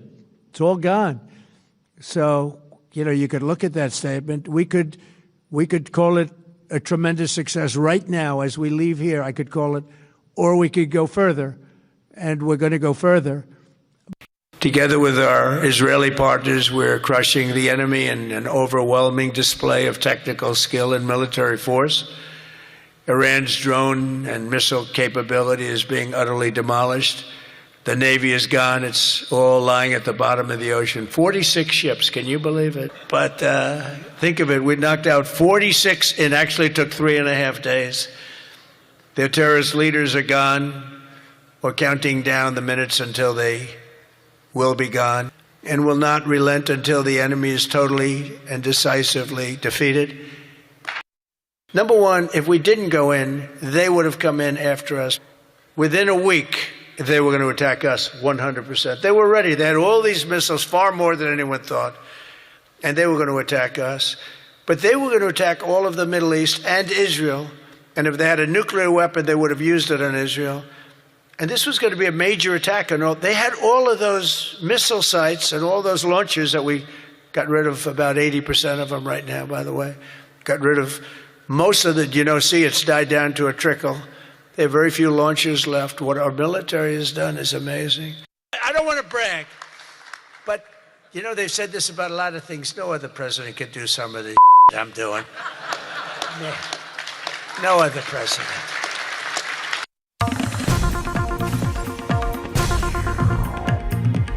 News just coming in. Saudi Aramco's chief executive officer, Amin Nasser, has warned that the prolonged disruption of global oil supplies caused by the ongoing conflict could have catastrophic consequences for the world's oil markets. Reuters has reported this. With the current geopolitical crisis, global inventories are already at a 5-year low. He said, if this disruption goes on longer, we will see faster drawdowns, is what Nasser has said. There would be catastrophic consequences for the world's oil market and even more drastic consequences for the global economy. Aditya Rajkol joining me live at this point. Aditya, one of the worst disruptions we've seen in recent times, and this is a warning by none other than Aramco's representative there in Saudi Arabia. Well, that's right. It's a big warning coming in at a time when the Israel-Iran war only continues further. The US has also warned of further strikes that are only going to scale up in the coming hours and days. And now Aramco's CEO warning of catastrophic consequences if this is how things are going to unfold in the Middle East. This is Amin Nasser, the CEO of Aramco, which was also attacked. Aramco had also faced, Iranian drones and missiles in the last few days. And now Aramco CEO saying that they do have contingency plans as of now. But if the Strait of Hormuz continues to be blockaded, it will have far-reaching consequences for global economy. There will be far-reaching disruptions because connectivity would be a huge, huge challenge for Aramco and for several other countries in the Middle East. And now a big statement coming in from Aramco's CEO suggesting that they have contingency plans as of now, and they are trying to diversify and see how connectivity can be restored fully and supply chains are not disrupted. But if this is how things are going to unfold, it is going to have catastrophic impact on the supply chain and impact on the global economy. This is something that has been a huge debate in the last few days as well. In India as well, the government has assured that they have 2 months of supply, and there is daily supply that is coming in, particularly from Russia as well. So there's no need to, be challenged. But, ESMA has been applied in India. And at the same time, there are other countries that are worried that if the war continues at this scale in the Middle East, it's going to have a huge, huge impact when it comes to oil imports and the connectivity and oil tankers, connectivity and disruption across the region. Aditya, I'm coming back to you in a moment from now because we have some related breaking news coming in, because my next question to you was going to be on Iran and its stand on the Strait of Hormuz. But now we're hearing from the IRGC that has vowed to halt Mideast oil exports. The IRGC has said they would not allow 1 litre of oil, quote unquote, to be shipped from the Middle East if US and Israeli attacks continue, prompting a warning from President Donald Trump that the US would hit Iran much harder if it blocked exports from the vital energy producing region. Going back to Aditya. Aditya, this is the worry. It is the paralysis of that Strait of Hormuz corridor. That's the biggest worry when it comes to these concerns that are being voiced by so many of oil supplies being hit in and around the Middle East, and the ramifications of which can be felt far out.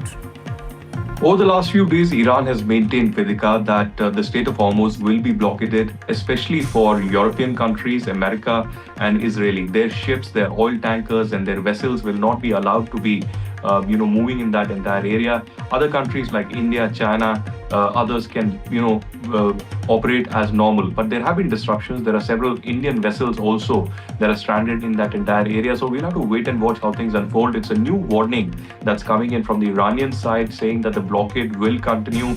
That has certainly huge far-reaching consequences for the global supply chains. And the Iranian foreign minister last night also came up with a statement saying that whatever US has been doing to instigate this war has led to the collapse of the global economy. And now the oil prices are going to skyrocket per barrel. So the prices are increasing, the supply chains are being disrupted. Yesterday, we also had the foreign policy advisor of the supreme leader of Iran coming out and saying that they're not ready for any kind of ceasefire or talks, and they have many surprises in store for US and Israel. So, Of course, the retaliation that has been seen and witnessed over the last few days is unparalleled, hasn't been seen from Iran in the last few days. And of course, this is going to scale up with the kind of arsenal and the stockpile that Iran has right now.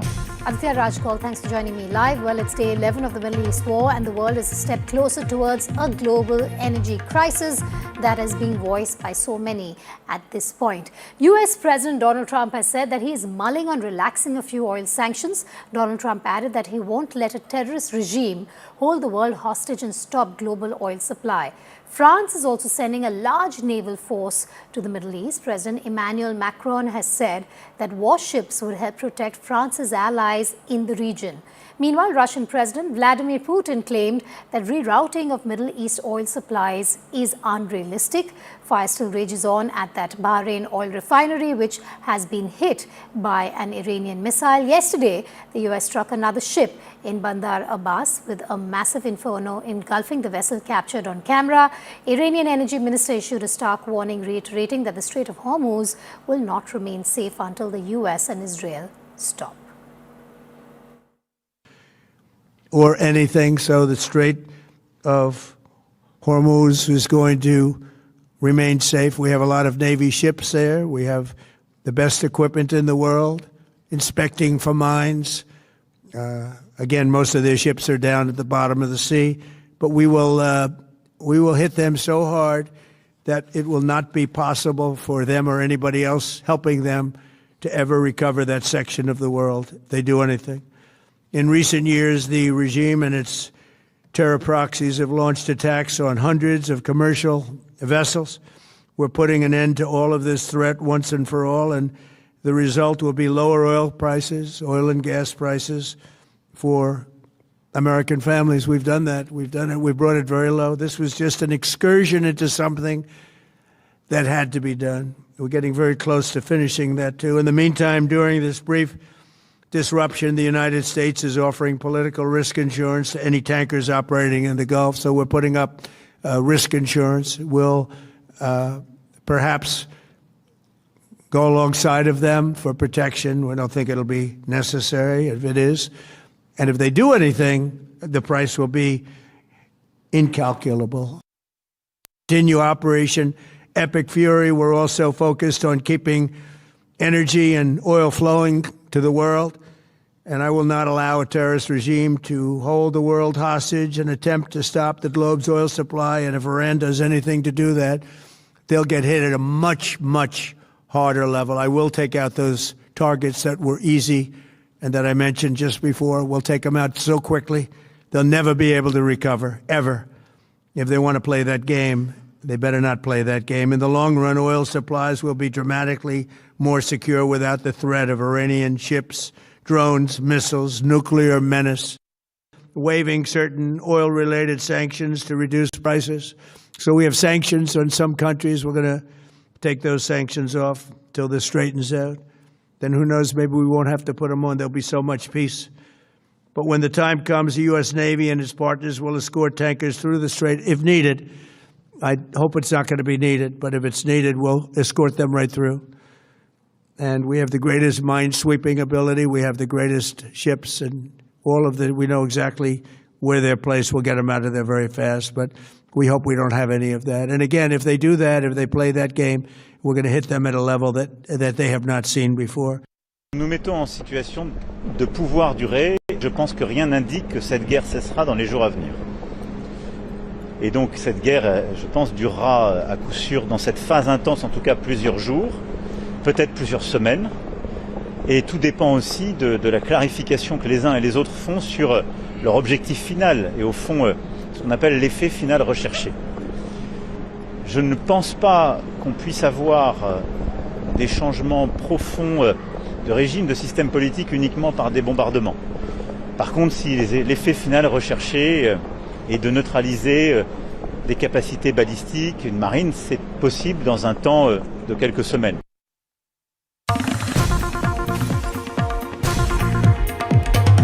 All right, and news just coming in. NATO is deploying Patriot system in Turkey. The Patriot missile system has been deployed in Malatya in Turkey. This measure has been taken to secure the airspace is what we're understanding at this point. The NATO is bringing into action post-Iran missile interception. That's the latest that we have for you. NATO is reinforcing Turkey's defenses after a series of Iranian missile launches rattled the region. Vishal is live with me at this point. Vishal, the details.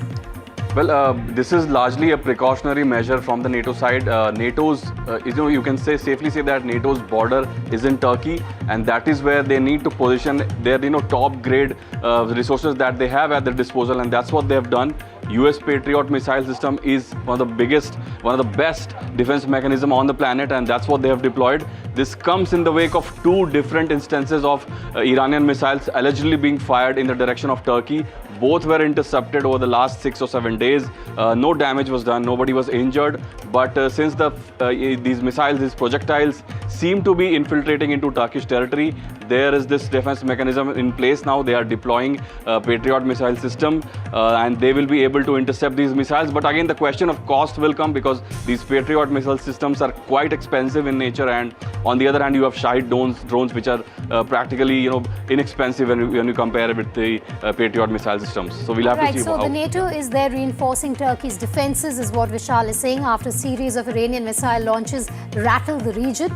You have the Turkish Defense Ministry saying a US-made Patriot missile defense system has now been deployed to the southern province of Malatya. This comes after Iranian missiles targeted Turkish territory, like Vishal has said, over the last few days, raising an alarm in Ankara and across the alliance. Vishal, thanks for joining me. There are more breaking news coming in.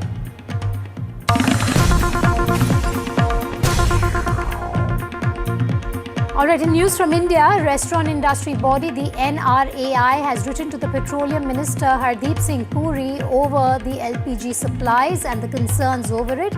The NRAI, which is the National Restaurant Association of India, has warned that majority of restaurants could face closure if commercial LPG supply is disrupted.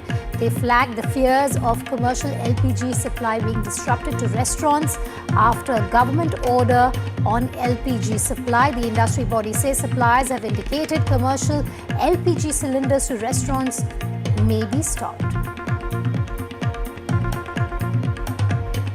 So that's the latest. They have written to Hardeep Singh Puri, the minister, petroleum minister, raising concerns over how restaurants can be hit due to the concerns over LPG supply. Tanushka joining me live. Tanushka, just take us through the contents of that letter to the minister. A huge concern being raised there over how restaurants can be impacted severely.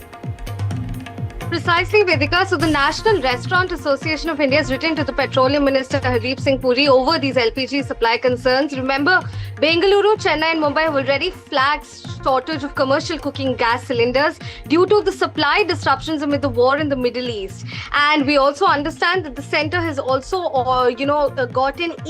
has invoked the Essential Commodities Act to guarantee an uninterrupted supply of domestic cooking gas. Remember, what we're talking about, domestic cooking gas here, which is what the primary concern of the Restaurant Association is that they fear that commercial LPG supply will be disrupted to restaurants after this government order on LPG supply. The industry body also says that suppliers have indicated that commercial LPG cylinders to restaurants may be stopped. Remember, the order directs oil marketing companies to supply LPG solely to domestic consumers, which is what raises the industry alarm.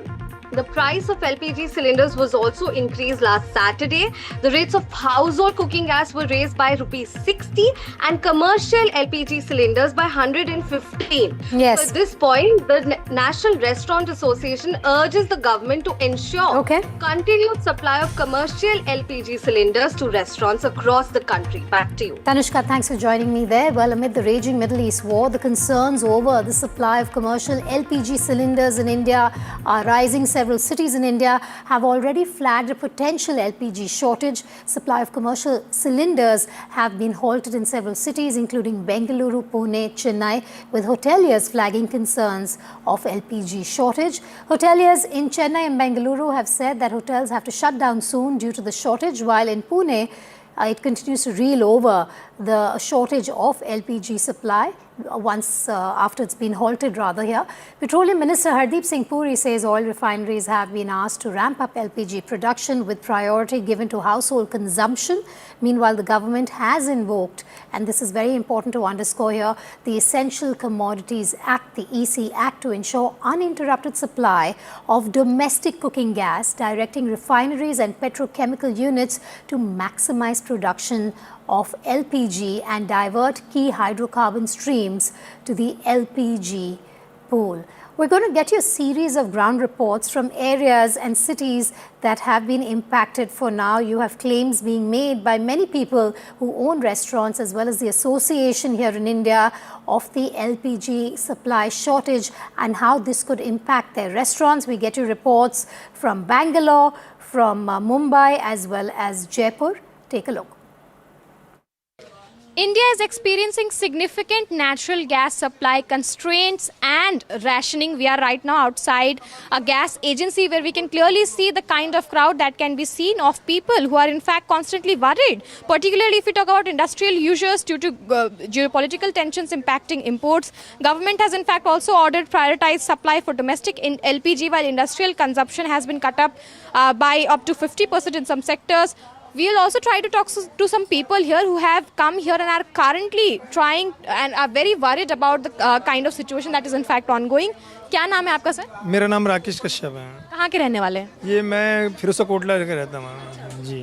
कितनी दिक्कतें आ रही हैं क्योंकि हम देख रहे हैं बहुत बड़ी दिक्कत है। सुबह से घूमते घूमते परेशान हो गया। घर पर सिस्टर की शादी है, ब्लैक में 2000 रुपये का सिलेंडर खुलेआम बिक रहा है, शोर शराबे के साथ बिक रहा है और हम मांग रहे हैं तो हमें कोई एक सिलेंडर देकर राजी नहीं हो रहे। ये लोग बहाना करते हैं सर्वर डाउन है, सर्वर डाउन। कहाँ का सर्वर डाउन है? कहते हैं सर्विस नहीं आ रही। कौन कह रहा है सर्विस नहीं आ रही? कौन कह रहा है लोड नहीं आ रहा? लोड खुला लोड आ रहा है। दिक्कत क्या आ रही है? सर्वर नहीं चल रहा ना, इंडियन ऑयल का सर्वर ही नहीं चल रहा। ये भी बेचारे क्या करें जब सर्वर सप्लायर से भी बातचीत करने की कोशिश करेंगे। सर आपका नाम क्या है? मेरा अशोक तिवारी है जी। सर हम देख रहे हैं कि सप्लाई चेन जो है वो काफ़ी ज़्यादा हिट हो गया है जियोपॉलिटिकल टेंशन की वजह से, और जो इंडस्ट्रियल यूज़ के सिलेंडर्स हैं वो अब आ नहीं रहे हैं। कितनी दिक्कत हो रही है? क्योंकि हम देख रहे हैं कि आपकी दुकान के बाहर कमर्शियल वाले नहीं है, ये डोमेस्टिक वाले भी हैं, उसकी भी डेट्स बढ़ा दी गई। ये दिक्कत है कि 25 दिन की जो कंडीशन रख दी है उसकी वजह से समस्या आ रही है और कोई विशेष समस्या नहीं है। जो बुकिंग डेट 25 दिन का कर दिया उससे समस्या आ रही है ये है। और इसके अलावा अगर आपको कमर्शियल के बारे में Bengaluru hotels, and right now NDTV is on ground for a quick reality check. Fact, you see we are getting you the visuals from inside the hotel. Now these are the cylinders which are basically empty because there's no proper supply of cylinders. Has put the hotel owners on the spot as well. Now all that, of course, the association, the hotel association in fact is also highlighting that how it is really going to have an effect on the livelihood as well, because in the IT city Bengaluru, largely people really depend on the hotels for their meals. I'm joined by the owner of Nisarga Hotel itself.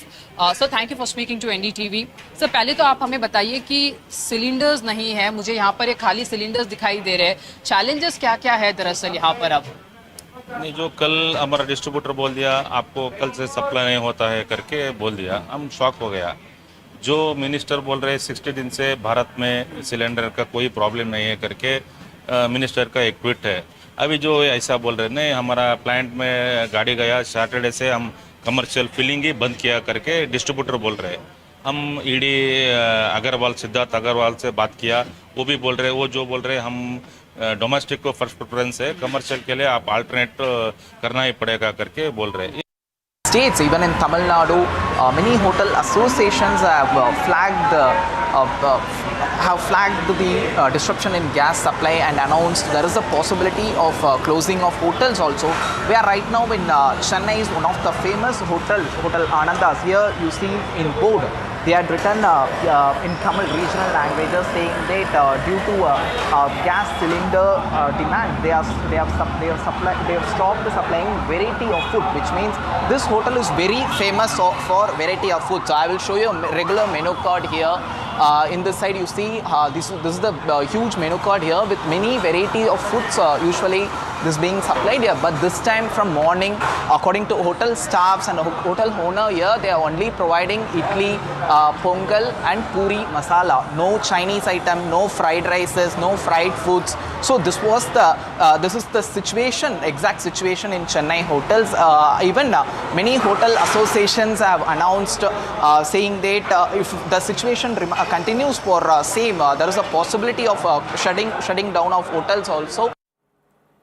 The opposition has criticized the centre over the LPG crisis. Listen in. ಕೇಂದ್ರ ಸರ್ಕಾರ cylinder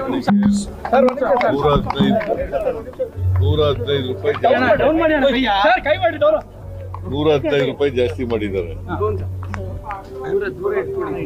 60 ರೂಪಾಯಿನ domestic ಇದು ಮಾಡಿದ್ದಾರೆ. So ಇದು ಬಹಳ ಹೆಚ್ಚಾಗಿದೆ ಅಂತಕ್ಕಂಥದ್ದು ಎಲ್ಲರ ಅಭಿಪ್ರಾಯ. ಅವರು ಮಾಡ್ತಾ ಇರೋದು ಸರಿಯಾಗಿದೆ ಆಗಿದೆ. ಸರಬರಾಜು ಕೂಡ ನಿಂತಿದೆ ಅನ್ನೋ ಆತಂಕವನ್ನು ವ್ಯಕ್ತಪಡಿಸ್ತಾ ಇದ್ದಾರೆ ಸರ್.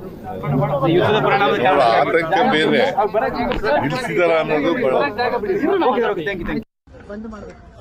ಪಾರ್ಲಿಮೆಂಟ್ ಅಲ್ಲಿ ಸರ್ಕಾರ ಇದನ್ನ ಚರ್ಚೆ ಮಾಡಬೇಕು.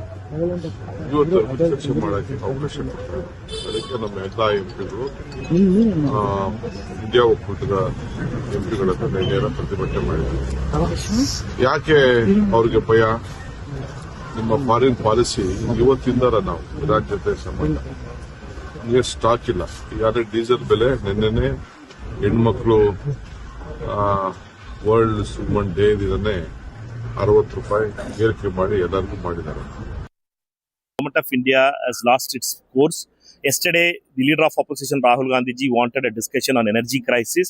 The government was not allowing it. Therefore, but today we are they are woken up when the world is facing crisis. Yesterday, before yesterday, yesterday the leader of opposition raised it, but today the government has woken up. And it is a very serious crisis. LPG and the fuel crisis is going to be huge, and government must act on it. Government should not be in sleep and act. Piecemeal actions is not going to solve this issue. सारी दुनिया में इसकी किल्लत हो गई है, लेकिन हमारी सरकार देश की जनता को लगातार गुमराह कर रही है. ये कह रही कि पर्याप्त भंडार है एलपीजी का, पेट्रोल का, डीजल का, जबकि 80% डीजल, पेट्रोल, क्रूड ऑयल हमारे यहाँ आता है वो हॉर्मुज़ स्ट्रेट से ही आता है. वो कंप्लीट बंद हो गया है. तो ये देश के लोगों को झूठ बोलकर गुमराह कर रहे हैं लगातार. इनकी गलत नीतियों के कारण देश को बहुत नुकसान हो रहा है. On that note, we slip into a short break. When I return, we're going to talk about Iran's new supreme leader, Mojtaba Khamenei. More details on him in a short while from now. Stay tuned.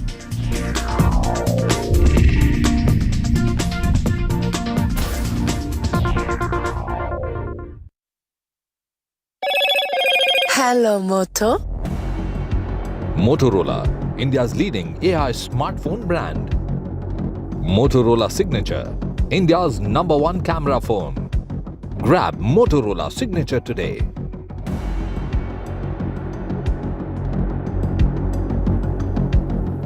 Iran unleashes fresh attacks on Israel. Iran bombs central Israel, warns of more missile and drone attacks. It also continues to pound Middle East, hits a residential building in Bahrain's capital, 1 killed in Iranian attack. US President Donald Trump's death, fire and fury remark. It's a warning amid global oil supply shock. Says won't let Iran stop global oil supply. Asserts Iran will be hit 20 times harder if it stops oil flow in the Strait of Hormuz. Government invokes Essential Commodities Act amid LPG crisis. NRAI writes to the Minister Hardeep Singh Puri over concerns over LPG supply in India.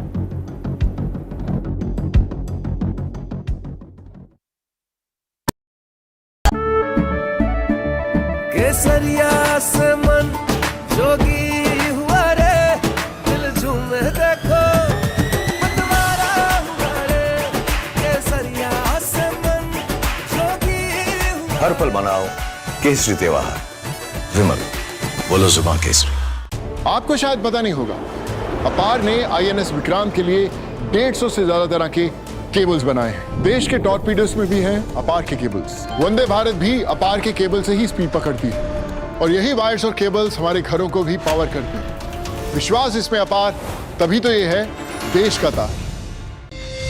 In a month that moved markets, shifted diplomacy, affect the entire world, and stirred political battlegrounds, India chose its news carefully.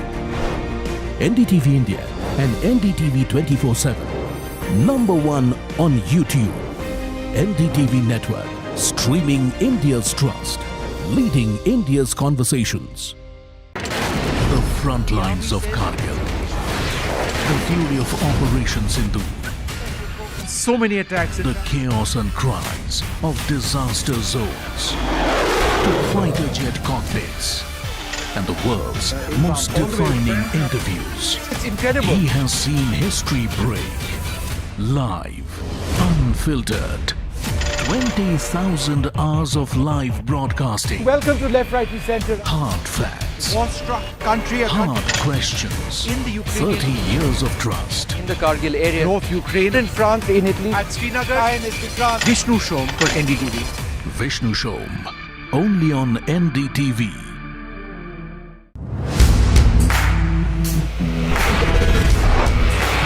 Alright team, our new order show is ready. Now we need a promo. Something cool, something sharp. Well, I'm sure we'll be having outstanding reviews, solid suggestions, expert advice, the latest trends. It's a lot simpler. We'll help people make the right auto decisions. It's got the cool stuff, geeky stuff, serious stuff, all of it, so that you can discover, decide and drive. I'm Siddharth Sharma and I am your automate.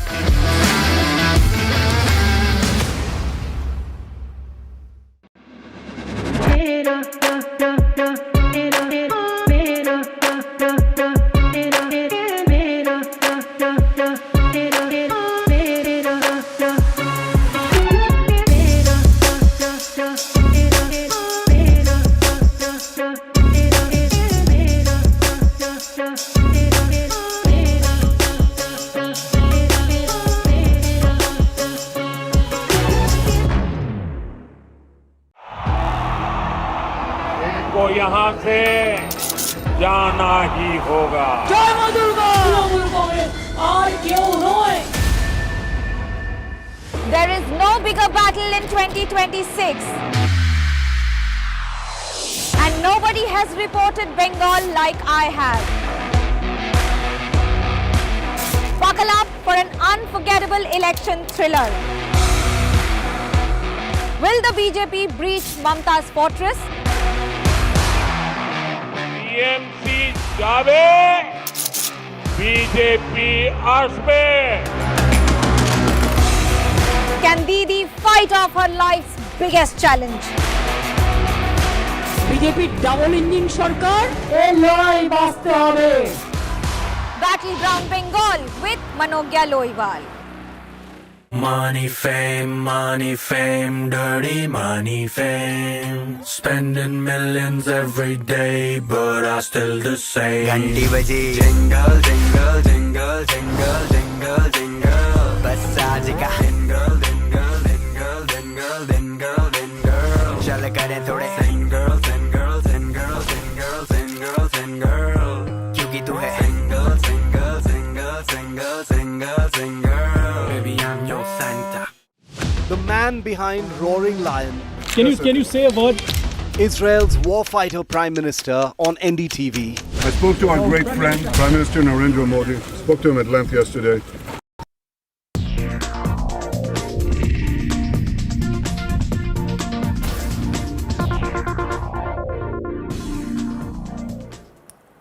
All right, we have some breaking news coming in. Israel's envoy to the United Nations, Danny Danon, is issuing a sharp warning to Iran's leadership, speaking about Supreme Leader Mojtaba Khamenei. Danon said Israel will continue to target the regime's leadership and dismantle its nuclear and ballistic missile capabilities. He added that as Iran's ruling machinery weakens, the people of Iran will have the chance to shape their own future with rights. Danon went further, saying that eventually Iranians will need to rise up and choose their own leadership. The envoy also warned that anyone promoting radical ideas against Israel would be directly targeted. Vishal once again joining me live from the newsroom. Vishal, this man is an untested leader who has taken over as the supreme leader of Iran during a war and remains a target, something that the US has underscored that they have rejected him as a leader. And now you have Israel's envoy to the UN. They're stating that the top leadership remains a target for us.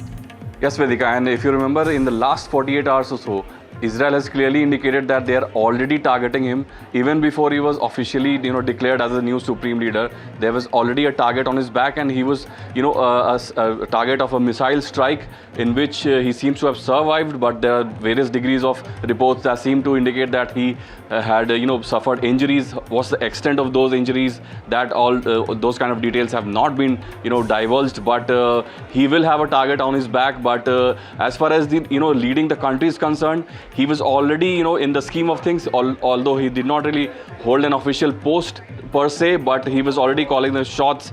His father had, given him the power to run the most powerful organization, IRGC. He was doing that from the behind the screens. He was already digging his heels into other paramilitary organizations as well. So he is quite familiar with the setup. He was not officially anointed, but the fact that he knows the working rounds of, the mechanism of the Iranian regime, that makes him quite eligible to hold that post. But he will, of course, need to be really careful about these strikes, because Israeli strikes have... Because we have that reaction coming in from Danny Dannon as well. Let's listen it. To the women of Iran, I say this: your enemy is our enemy. So we will continue to target the leadership of the regime and dismantle its nuclear ballistic missile capabilities. As the machinery weakens, you, Mardume Iran, the people of Iran, will have the opportunity to shape your future with rights and justice for women. We hope that soon the people of Iran will have the opportunity to rise up and share their own future. Well, US President Donald Trump said he was disappointed with Iran over selecting Mojtaba Khamenei as the country's new supreme leader. Meanwhile, Iran's foreign minister has also reacted and dismissed Trump's role in picking Iran's new supreme leader. Have to take him out. Does he have a target on his back? You mean the new supreme leader?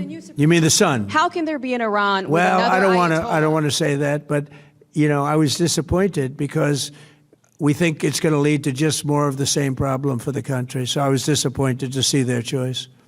Will Iran allow President Trump to have any role in picking its new leader? We allow nobody to interfere in our domestic affairs. This is up to the Iranian people to elect their new leader. They have already elected the Assembly of Experts, and the Assembly of Experts would do the job. It is only the business of the Iranian people and nobody else's business. Well, power in Iran is entering a new and uncertain phase days after the killing of Supreme Leader Ali Khamenei during the ongoing war. Tehran has named his son Mojtaba Khamenei as the country's new Supreme Leader. But analysts say the real story may not be the man at the top. It may be the powerful security networks now shaping decisions behind the scenes.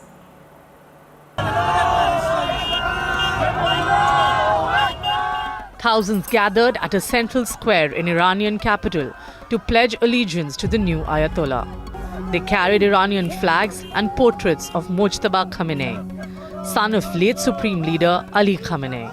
At 56, Mojtaba is a mid-level cleric. But behind the scenes, he is believed to wield deep influence over Iran's most powerful institutions, including the elite military force known as the Islamic Revolutionary Guard Corps, that is now leading the war against Israel and the United States. Yet analysts say even with the title of Supreme Leader, Mojtaba Khamenei will not enjoy the same level of authority as his father did. Over the years, power inside the Islamic Republic has gradually shifted away from one individual toward a network of powerful institutions, including the military, intelligence agencies, and economic elites. With the conflict now entering its 12th day, decisions in Tehran are increasingly being made by a web of security and political insiders, focused on one goal: regime survival. The office of Supreme Leader will likely remain central for religious and political legitimacy. But real decision-making could become far more institutional. US President Donald Trump called Mujtaba Khamenei's appointment unacceptable, warning that replacing one hardliner with another could push Washington and Tehran back toward conflict within years. But critics say those comments may have had the opposite effect. Analysts suggest the criticism from Washington has strengthened Mujtaba Khamenei's support among hardline factions in Tehran, particularly within the Islamic Revolutionary Guard Corps. Meanwhile, tensions remain high with Israel, which had earlier warned it could target whoever succeeded Ali Khamenei. So far, there has been no follow-up strike. But as the war continues, Iran's new supreme leader may find himself navigating a system where power is no longer concentrated in one man. NDTV Bureau Report.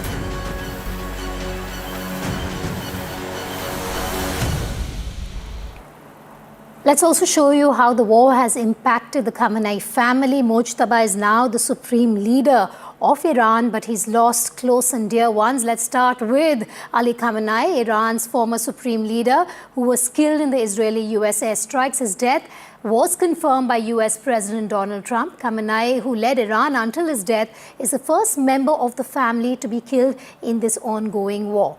Now, moving on, reports from Iranian media say Mansoureh Khojistan Bagharzadeh, the mother of Mujtaba Khamenei, was also killed in bombardments targeting Iranian positions. Zahra Haddad Adel, who is the wife of Mujtaba Khamenei, is also among those confirmed dead in the strikes. Now, what we're also hearing is that one of Mujtaba Khamenei's two sons was also killed in the wave of Israeli-US attacks, though his identity has not yet been publicly confirmed by many media reports. What this marks is a devastating blow to the Khamenei family, underscoring the escalating intensity of the conflict.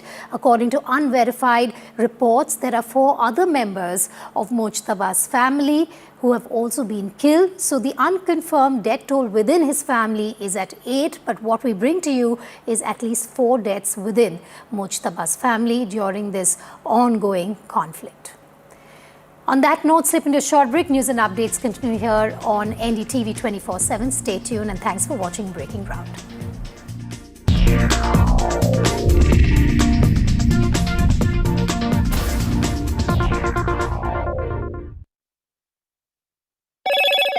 Hello, Moto.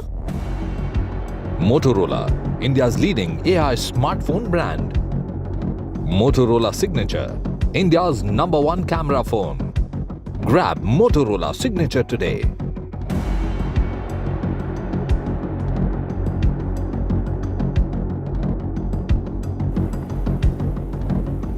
Prime Minister Narendra Modi greets CISF personnel on their Raising Day, praising their discipline, dedication in safeguarding the nation's critical infrastructure and strengthening India's security.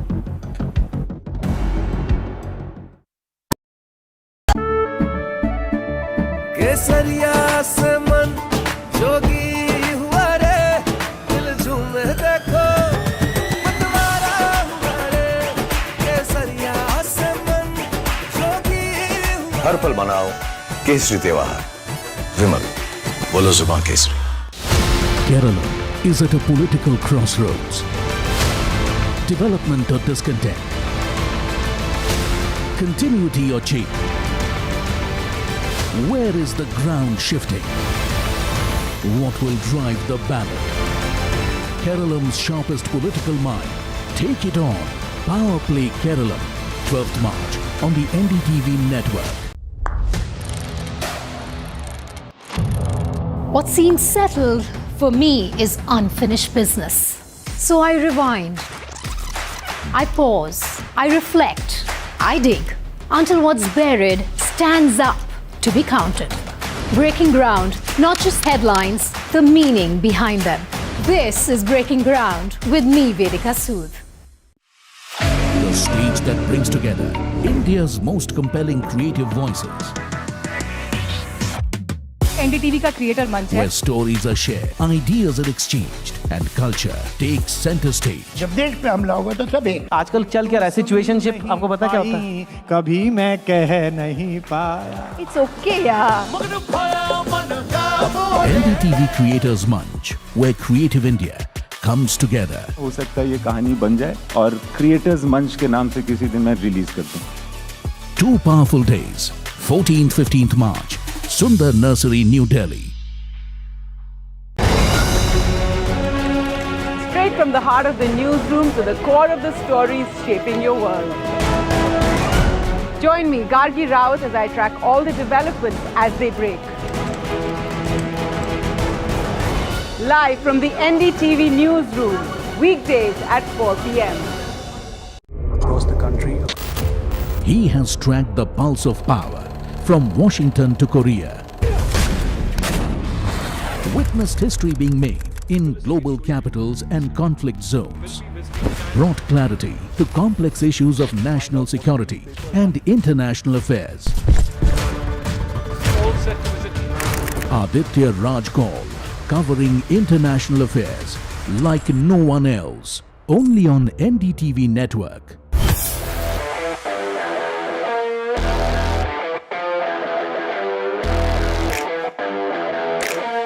First India tour in your city.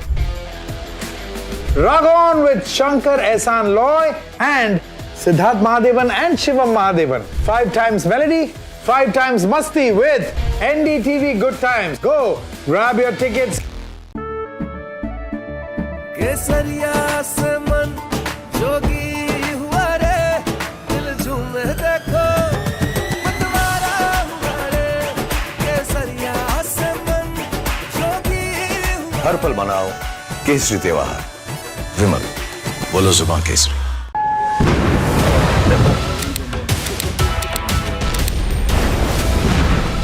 West Asia at war.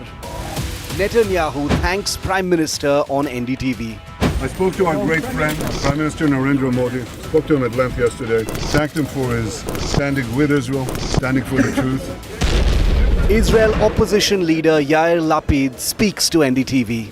Is there gonna be an Iranian Gandhi who will free his own people from oppression? So it's up to them. Israel Foreign Minister Gideon Sa'ar on NDTV. Israel and US going to leave Iran in a complete chaos? Do you think that there will be a civilian leader who could take over? Not Israel and not US will decide who will lead the Iranian people.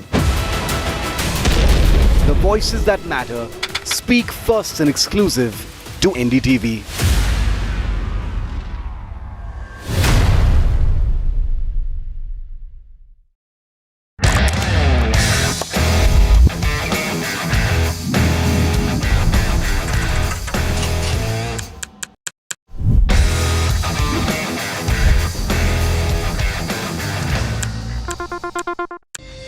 In a month that moved markets, shifted diplomacy, affect the entire world, and stirred political battlegrounds, India chose its news carefully.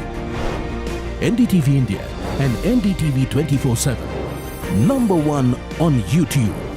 NDTV Network, streaming India's trust, leading India's conversations. The front lines of Kargil. The fury of Operation Sindoor. So many attacks. The chaos and cries of disaster zones. To fighter jet cockpits. And the world's most defining interviews. It's incredible. He has seen history break. Live. Unfiltered. 20,000 hours of live broadcasting. Welcome to Left, Right, and Center. Hard facts. War-struck country. Hard questions. In the Ukraine. 30 years of trust. In the Kargil area. North Ukraine. In France, in Italy. At Srinagar. Vishnu Shom for NDTV. Vishnu Shom. Only on NDTV.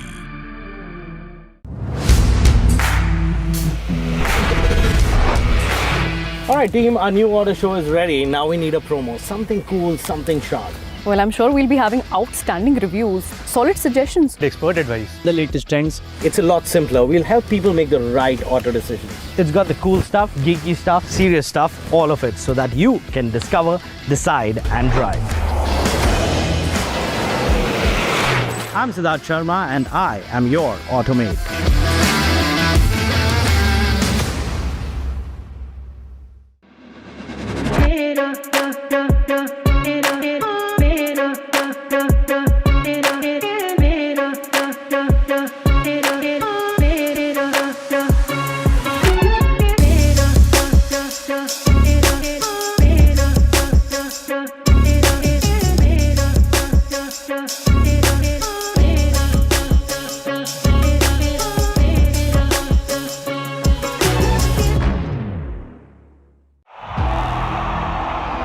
को यहाँ से जाना ही होगा। जय मां दुर्गा! तृणमूल कांग्रेस और क्यों रोए? There is no bigger battle in 2026.